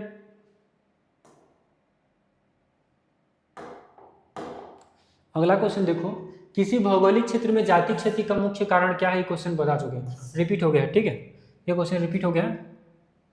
अगला देखो, संकटग्रस्त जातियां क्या होती हैं? किन्हीं दो प्रकारों को क्या करना है, स्पष्ट करना है। संकटग्रस्त जातियां, मैंने आपको बहुत सारे प्रकार बताए थे, उसका एक्सप्लेनेशन भी मैंने आपको कराया हुआ था, नोट्स में प्रोवाइड मैंने करवाया है। ठीक है, तो यहाँ पे कुछ दिया गया है, उसको आप लोग देख लेंगे। देखो ये पूछा गया क्वेश्चन है ना, छत्तीसगढ़ में ये 22 में पूछा गया था। देखो पौधे की लगभग कितनी 20,000 से 25,000 विनाश के कगार पर है ना, पौधे की लगभग इतनी विनाश के कगार पर है जो जाति है, अनुमान है ये। ठीक है, इनका संरक्षण जो है वो आवश्यक है। ऐसी प्रजातियों के पौधे व जीव जंतु को क्या कहते हैं, संकटग्रस्त जब प्रजातियां कहते हैं, जो संकट की स्थिति में है उनको क्या कहेंगे, संकटग्रस्त जातियां कहते हैं। और इनको मुख्य वर्गों में डिवाइड किया गया है, जैसे कि विलुप्त प्राय है ना, और वल्नरेबल जिसको चपेट में बोलते हैं, और एक दुर्लभ, और भी हैं। ठीक है, जो मैंने आपको क्लास में कराया हुआ था, आप लोग इतना भी याद रखेंगे तो आपके लिए अभी की स्थिति में बहुत है। ठीक है, पेपर पास ही में है तो कितना ही ज़्यादा करेंगे, इतना ही आप करेंगे तो बहुत है आपके लिए। ठीक है, तो विलुप्त प्राय, और जो इसको चपेट में जो आ जाते हैं वो, और दुर्लभ, इतना आपको याद रखना है। और संकटग्रस्त जातियाँ क्या है आपको पता है ना, जो वनस्पति है उसमें 20,000 से 25,000 लगभग क्या है, अनुमानिक है कि उनका लुप्त होने वाले हैं ऐसे करके। ठीक है, नेक्स्ट क्वेश्चन देखो भाई, नेक्स्ट क्वेश्चन है, भारत में वन्य जीवन के अप्रत्यक्ष विनाश। ठीक है, भारत में वन्य, एक मिनट रुको, थोड़ा सा नीचे करें। ठीक है, भारत में वन्य जीवन के अप्रत्यक्ष विनाश के 3 कारणों पर आपको क्या करना है, उसका संक्षिप्त जो है वो वर्णन करना है। ठीक है, भारत में वन्य जीवन के जो अप्रत्यक्ष विनाश के कारण होते हैं, कोई 3 कारण आपको बताना है। ठीक, कोई 3 कारण आपको क्या करना है, बताना है। ठीक है, देखो वन्य जीवन के नष्ट होने के 3 कारण, पहला देखो वन्य प्राणियों का मनोरंजन अथवा आर्थिक लाभ के लिए क्या करना, अंधाधुंध शिकार करना, है ना। वन्य प्राणियों का मनोरंजन अपने इंटरटेनमेंट के लिए, और एक ये ध्यान रखना आर्थिक लाभ, मतलब कि पैसे प्राप्त करने के लिए, आर्थिक लाभ प्राप्त करने के लिए अंधाधुंध क्या करना है, शिकार करना। ये होता है ना, अभी आज के डेट में हो रहा है। ठीक है, तो ये इसका पहला कारण है। दूसरा कारण क्या हो सकता है, तो प्राकृतिक संपदा के अतिनियंत्रित दोहन से आई विपदाओं के कारण, प्राकृतिक जो संपदा होते हैं उनका अतियंत्रित है ना, मतलब इनका क्या करना, दोहन करना। ठीक है, दोहन करना भी क्या होता है, प्राकृतिक संपदा का अगर दोहन करेंगे तो भी इसका कारण बन सकता है। वन्य जीवन के अप्रत्यक्ष विनाश के 3 कारणों में से ये शामिल हो सकता है। ठीक है, अब इसके अलावा क्या है, वन काटने के कारण वन्य जीवों के प्राकृतिक आवासों में परिवर्तन हो गया है। किसके कारण, वन काटने के कारण वन्य जीवों का जो प्राकृतिक आवास है, जहाँ पे वो निवास करते हैं, है ना, जहाँ पे वो क्या करते हैं भाई, निवास करते हैं, वो उनका जगह में क्या हो गया है, उनमें कमी आ गया है या परिवर्तन हो गया है उनमें। ठीक है, वह वन्य जीवन के नष्ट होने का मुख्य जो है वो कारण है ना। निवास स्थान ही नहीं होगा तो उनका वो नष्ट होंगे ही। ठीक है जी, समझ में आ गया आप लोगों को, तो ये 3 पॉइंट आपको याद रखना है। ठीक है, इसके अलावा एक क्वेश्चन और दिया है कि सामुदायिक वानिकी की कोई 3 उद्देश्य लिखिए। सामुदायिक वानिकी के 3 उद्देश्य देखो भी, तो इसमें पूछा गया है 21 में। ठीक है, 22 में पूछा गया है। तो पहला उद्देश्य क्या है, वनों में वृक्ष का क्या करना, रोपना। व्यक्तिगत क्षेत्रों में सहकारी सहयोग से वनों का क्या करना, विकास करना, डेवलप करना। तीसरा क्या हो सकता है, तो प्रदूषण से उत्पन्न खतरों का कृत्रिम वनों के विनाश द्वारा क्या करना, दूर करना, है ना। जो भी प्रदूषण है, प्रदूषण से उत्पन्न जो भी खतरे हैं का क्या, कृत्रिम वनों के विकास करके, कृत्रिम वनों का क्या करके, विकास करके उसको क्या करना, फिर उसको दूर करना। ठीक है, समझ में आ गया। सामुदायिक वानिकी के 3 उद्देश्य, तो ऐसे ही क्वेश्चन पूछेगा, तीन उद्देश्य बताइए, है ना, 3 कारण बताइए, ऐसे आपको पूछेगा, ठीक है। तो आपको इस पैटर्न में भी आपको अगर क्वेश्चन पूछे तो आपको बताना है, ठीक है। वनोन्मूलन के 3 कारण, देखो ये भी वैसे इस टाइप का क्वेश्चन है, ठीक है। तो 3 नंबर के यहाँ से क्वेश्चन पूछ रहे हैं, है ना, 3 नंबर के क्वेश्चन पूछ रहे हैं, तो आपको इसी के अकॉर्डिंग आपको पढ़ के जाना है। वनोन्मूलन के 3 कारण देखो, पहला कारण मानव जनसंख्या का सब बढ़ना और आवास परिवहन उद्योग से, ठीक है। मानव जनसंख्या का बढ़ना, आवास परिवहन उद्योग से, ठीक है। इससे क्या होता है, वनोन्मूलन हो सकता है, ठीक है। जैसे मानव की जनसंख्या बढ़ी तो जगह भी तो उनको चाहिए, है ना, तो वनोन्मूलन होगा उससे, ठीक है। आवास के लिए उनको जगह चाहिए, परिवहन के लिए, जैसे परिवहन के लिए रास्ता, कहीं पे ज़्यादा आबादी है ना, जहाँ पॉपुलेशन बढ़ गया है तो वहाँ जाने आने के लिए रास्ता भी तो बनाएंगे, है ना, तो भी वनों की कटाई हो सकती है, वनोन्मूलन हो सकता है। परिवहन के लिए, उद्योग के लिए, यहाँ पे जैसे जो खाली जगह है उसको वन को काट के वहाँ पे कुछ उद्योग लगा दे, फैक्ट्री लगा दे रहे हैं, तो ये भी हो सकता है इसके कारण, ठीक है। तो मानव जनसंख्या अगर बढ़ा तो ये सारी चीज़ें जो है इनकी जरूरत जो है वो पड़ेगी मानव को, और इनकी जरूरत को पूरा करने के लिए क्या होगा, वनोन्मूलन जो है वो करना पड़ेगा, ठीक है। तो ये पहला कारण हो सकता है। दावानल के अवसर बढ़ाने से, है ना, फॉरेस्ट जो फायर होता है, फॉरेस्ट जो फायर जिसको, है ना, इसके लिए क्या होता है, फॉरेस्ट फायर, आपको इंग्लिश में याद रखेंगे, इसको क्या बोलते हैं, दावानल, ठीक है। तो इसके अवसर बढ़ने से भी ये हो जाता है, ठीक है। इसके अलावा मानवीय कृषि पद्धतियों में झूम खेती से, झूम खेती में आप पढ़े होंगे, झूम खेती में क्या होता है, ठीक है, फसल परिवर्तन करके उसमें खेती किया जाता है, ठीक है। पहले तो जलाया जाता है, आप पूर्वी राज्यों में आप देखिए इंडिया में, ठीक है, झूम खेती वो अभी भी वहाँ पे बहुत ज़्यादा प्रचलित है, ठीक है। तो मानवीय कृषि पद्धतियों से, कृषि पद्धति ही तो है, झूम खेती पद्धति है, ठीक है। उसके अलावा पशुओं के अत्यधिक चारण से, अत्यधिक पशु का चारण अगर करेंगे तो भी ये वनोन्मूलन हो सकता है। और ईंधन के लकड़ी की पूर्ति के लिए, जगह जगह पे क्या करते हैं, ईंधन की पूर्ति के लिए लकड़ी जो है वो काटा जाता है, ठीक है। तो ईंधन की पूर्ति के लिए लकड़ी काटेंगे तो वनोन्मूलन करना पड़ेगा, ठीक है, वनोन्मूलन जो है वो करना पड़ेगा। समझ में आ गया ये। नेक्स्ट, ये आपको याद रखने के और भी कारण है, आप लिख सकते हैं अपने अकॉर्डिंग, ठीक है, जरूरी नहीं कि इसी को लिखना है, आपको जो समझ में आए लेकिन सही होना चाहिए, ठीक है, रिलेट करना चाहिए वनोन्मूलन से। पवित्र उपवन क्या होते हैं भाई, और उनकी संरक्षण में क्या भूमिका है, देखो भाई। पवित्र उपवन वनों के वे भाग हैं जो धार्मिक स्थलों के चारों ओर उत्पन्न किए जाते हैं। धार्मिक स्थल क्या होते हैं, चारों ओर क्या कर जाते हैं, उत्पन्न किए जाते हैं, है ना। ये राजस्थान, महाराष्ट्र, मेघालय, मध्य प्रदेश में ये पाए जाते हैं। राजस्थान, मेघालय, महाराष्ट्र, मध्य प्रदेश में पाए जाते हैं। आप समझ में गए ना, वनों के वे भाग होते हैं जो धार्मिक स्थलों के चारों ओर क्या कर जाते हैं, उत्पन्न। धार्मिक स्थल मतलब जहाँ कुछ न कुछ धार्मिक कार्यक्रम होते हैं, ऐसे स्थलों के चारों ओर क्या होते हैं, ये उत्पन्न किए जाते हैं। और कहाँ कहाँ पाए जाते हैं आपको बता दिया, ठीक है। ये बहुत से संकटग्रस्त दुर्लभ पादप व जंतु जातियों के संरक्षण में भी मदद जो है वो करता है, क्योंकि वो धार्मिक स्थल के आसपास क्या किया जा रहा है, उनको उत्पन्न किया जा रहा है, ठीक है ना, उनके लिए उनको उत्पन्न किया जा रहा है। तो ये क्या होते हैं, विभिन्न दुर्लभ पादप होते हैं और जंतु जातियों के लिए संरक्षण, उनका संरक्षण के लिए भी क्या होते हैं, मददगार होते हैं। यहाँ जनजातियों द्वारा वनोन्मूलन को कठोरता से रोका जाता है। जो भी जनजाति वहाँ पे निवास करती हैं उनके द्वारा क्या होता है, वनोन्मूलन को रोका जाता है। उसके लिए बहुत सारे कार्यक्रम भी चलाए गए, ठीक है ना, आपको पता होगा, ठीक है। पढ़े होंगे, मैं पढ़ाया हूँ क्लास में उसको भी, ठीक है।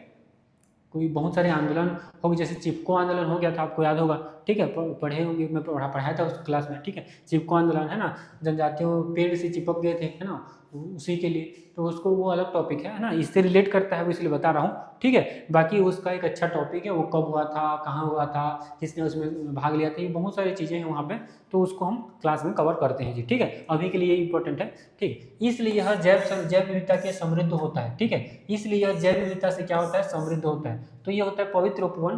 पवित्र उपवन क्या होता है, तो धार्मिक स्थलों के चारों ओर इसको उत्पन्न किया जाता है। कहाँ कहाँ पे वो बता दिया, और क्या इसका महत्व है, तो इसमें क्या होता है, संकटग्रस्त जो पादप होते हैं और जंतु होते हैं उनको संरक्षण में क्या मिलता है भाई, मदद मिलता है, ठीक है। तो आपको याद रखना।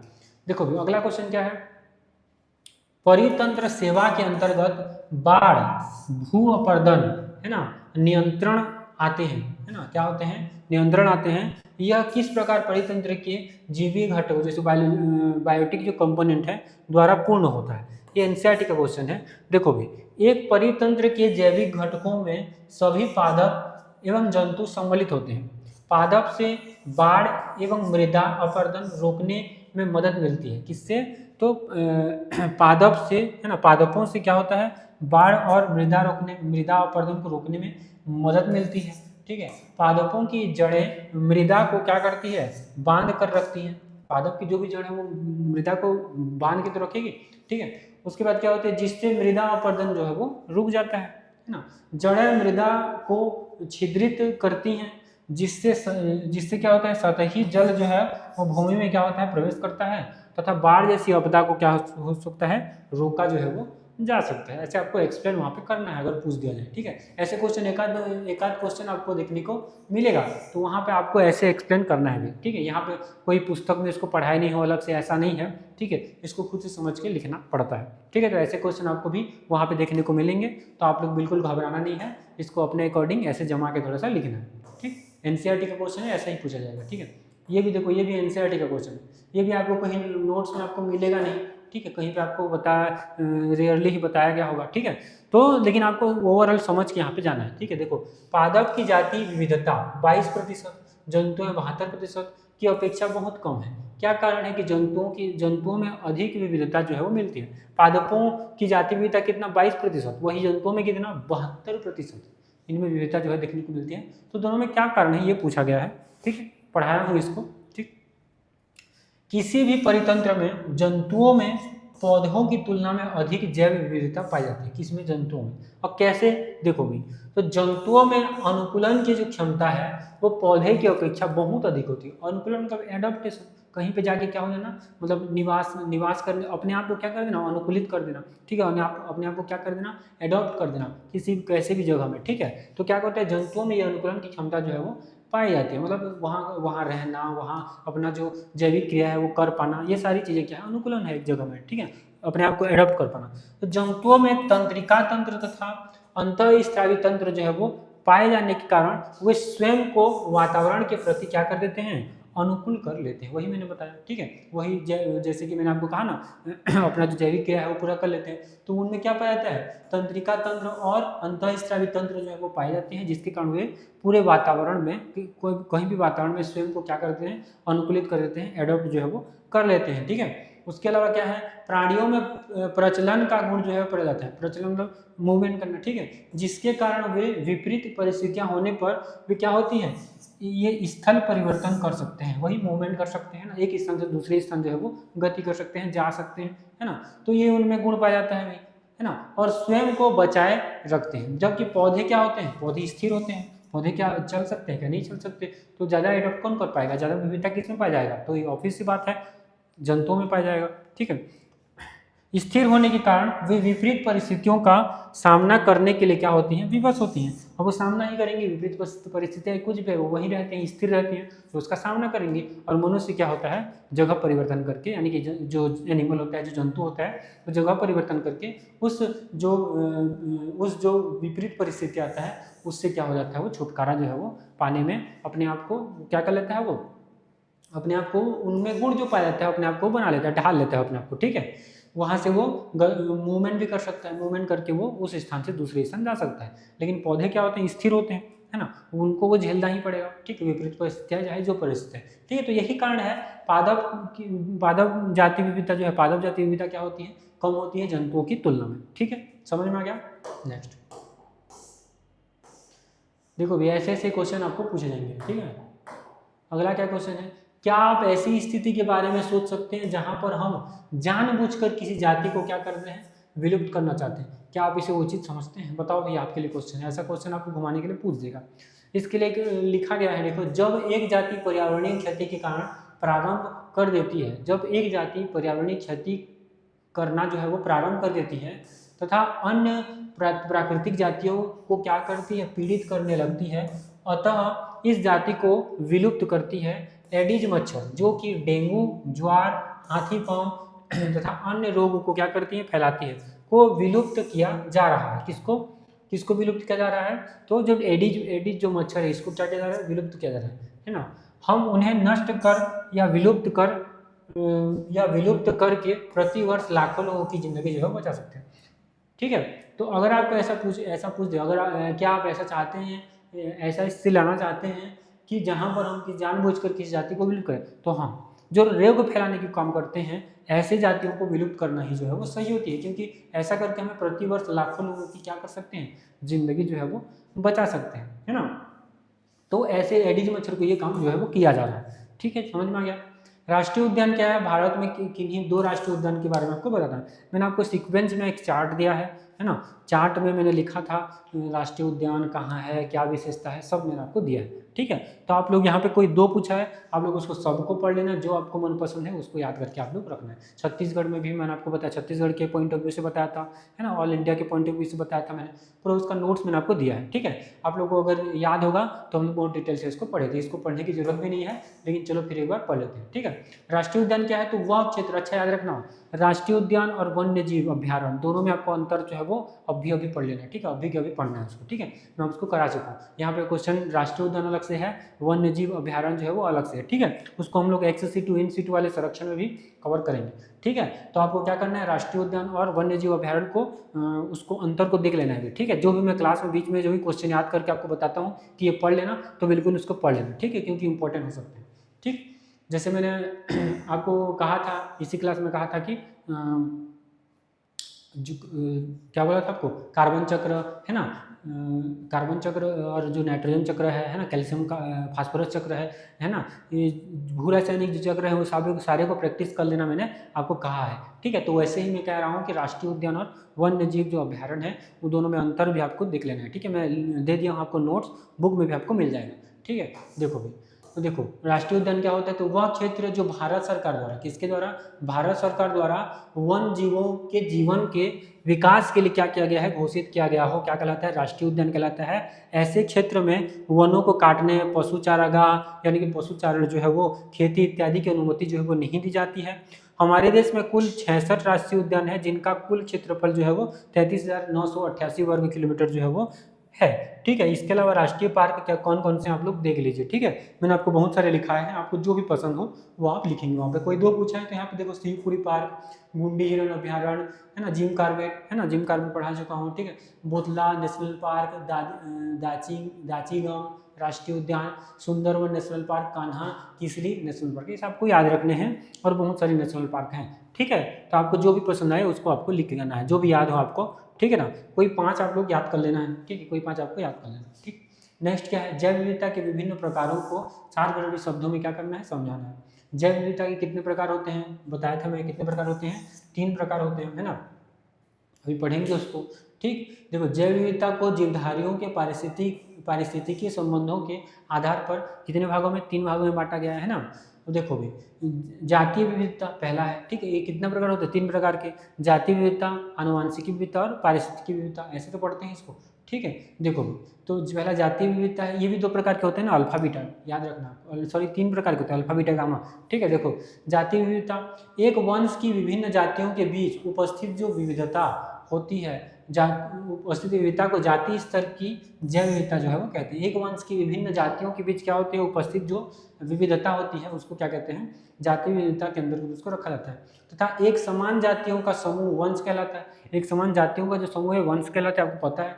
उदाहरण जैसे सिट्रीस वंश है ना, इस वंश के अंतर्गत नींबू, संतरा, मौसम्बी आदि जो विभिन्न जातियां जो है वो सम्मिलित होती हैं। सिट्रीस वंश में क्या आती है, नींबू, संतरा, मौसम्बी, आपको पता है ये बात, ठीक है। इसके अलावा जातीय विविधता को विवेचना के रूप में क्या 3 प्रकार से 3 स्तरों में बांटा गया है, वही अभी बता रहा था, अल्फा बीटा गामा, ठीक है। अल्फा बीटा और गामा क्या होता है तीनों, देखो भी,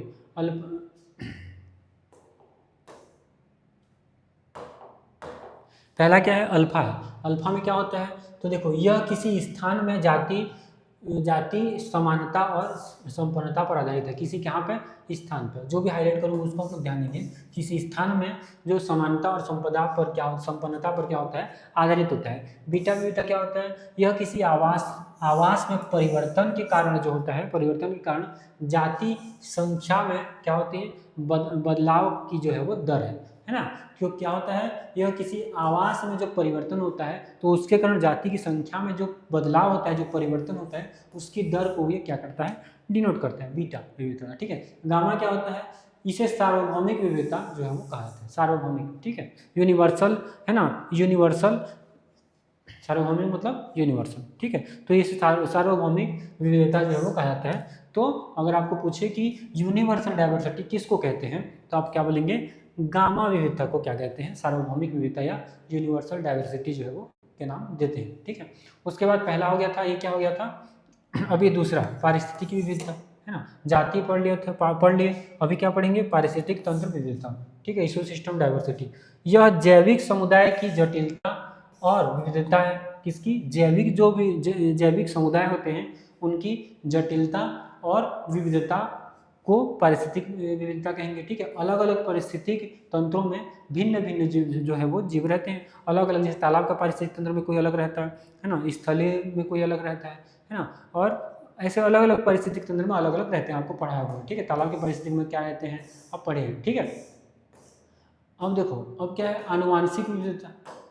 आनुवांशिक विविधता क्या होता है, तो एक ही जाति विशेष में मिलने वाली जो जीन्स है की जो विभिन्नता है, आनुवांशिक विभिन्नता कहलाती है। यह दो रूपों में दृष्टिगोचर होती है, दृष्टिगोचर।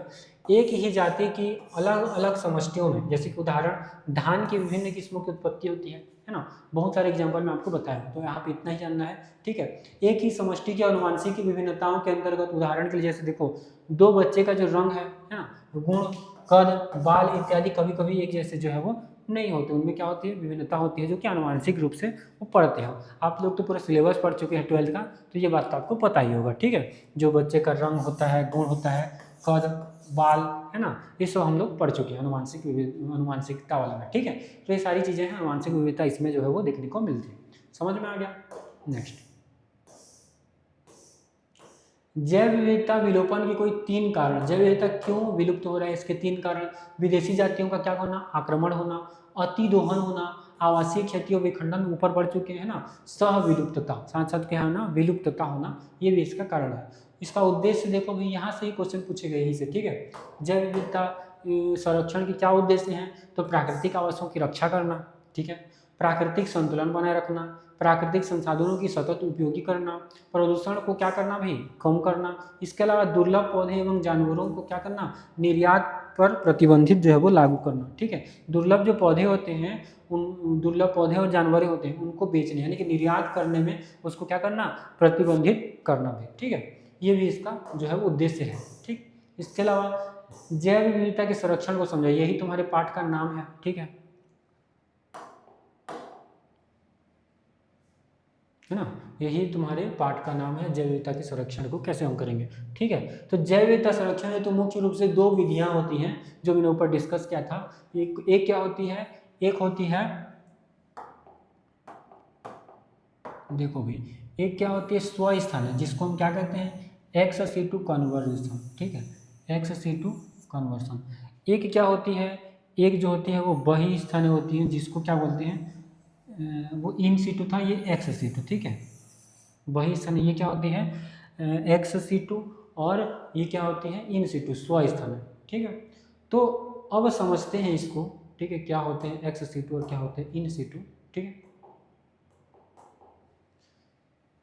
देखो भाई, इस विधि में पहले तो इन सीटों में क्या होता है, इस विधि में जीवों और पौधों को उनके प्राकृतिक आवास में ही क्या किया जाता है, संरक्षित किया जाता है। और ये क्योंकि इन लिखा है ना, तो प्राकृतिक आवास में, यहाँ पे एक्स लिखा है तो प्राकृतिक आवास के बाहर लिखा होगा, यहाँ पे देखो प्राकृतिक आवास के ये बाहर, ठीक है, आपको दिखाई दे रहा है प्राकृतिक आवास के बाहर, यही में मुख्य अंतर है, ठीक है। इसमें क्या होता है, इस विधि में जीवों और पौधे को उनके प्राकृतिक आवास में ही क्या किया जाता है, संरक्षित किया जाता है ना, संरक्षित जो है वो क्या आता है। इसके उदाहरण में क्या आते हैं, राष्ट्रीय उद्यान, वन्य जीव अभ्यारण्य, जीव मंडल, संरक्षित क्षेत्र शामिल होते हैं। यह तरीका प्रजातियों को उनके प्राकृतिक विकासवादी वातावरण में रहने के लिए क्या देता है, अवसर देता है। इसके अलावा ये क्या होते हैं, जो वही स्थान क्या होते हैं, इस विधि में संकरग्रस्त प्रजातियों को उनके प्राकृतिक आवास से कहाँ बाहर निकालकर कृत्रिम आवास में सुरक्षित रखा जाता है। इसके उदाहरण क्या होते हैं, प्राणी उद्यान है ना,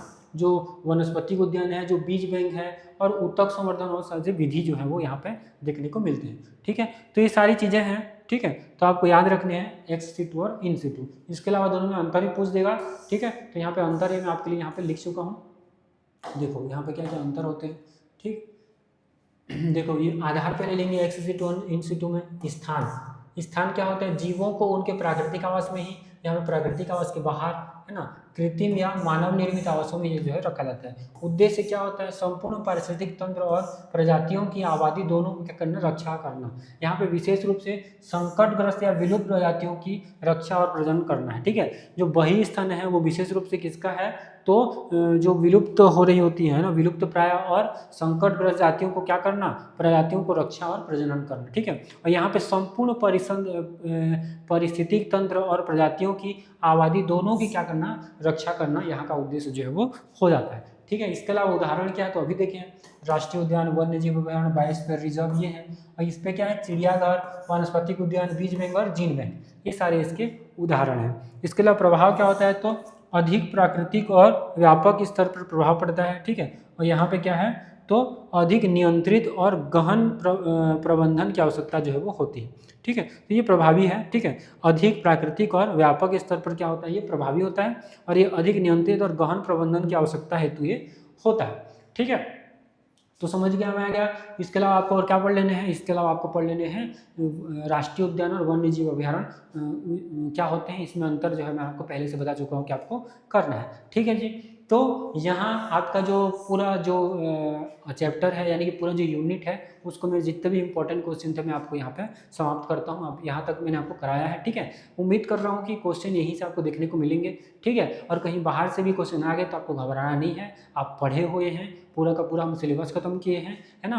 तो आपको घबराने की बात नहीं है, सारा पढ़ा ऐसे ही आएगा। एक आध क्वेश्चन अगर बाहर से आ गया तो वो सब के लिए होगा, केवल आपके लिए नहीं होगा, ठीक है। वहाँ पे अपना स्व विवेक लगाना है और उस क्वेश्चन को क्या करना है, अभी डील करना है, ठीक है जी। तो सभी बच्चों को बहुत बहुत शुभकामनाएं आपके आने वाला जो एग्जाम है उसके लिए, और बिल्कुल अच्छे से पेपर दीजिए। हम सबका सपोर्ट आपके साथ है, हमने आपके साथ मिलके अच्छे से हम लोग क्या क्या है, प्रयास किया है, क्वेश्चन को डील किया है ना। बहुत मेहनत हम लोग मिलके हम लोग किए हैं, ठीक है। तो मेहनत को जाया मत जाने दे बेटा, ठीक है। और अच्छे से आप अपने से जो प्रिपेयर है, जो रिवीजन है, उसको और अच्छे से अभी जो भी बचे हुए दिनों में उसको कवर अप कर लेंगे, ठीक है। तो सभी को बहुत बहुत फिर से एक बार शुभकामनाएं। Thank you so much.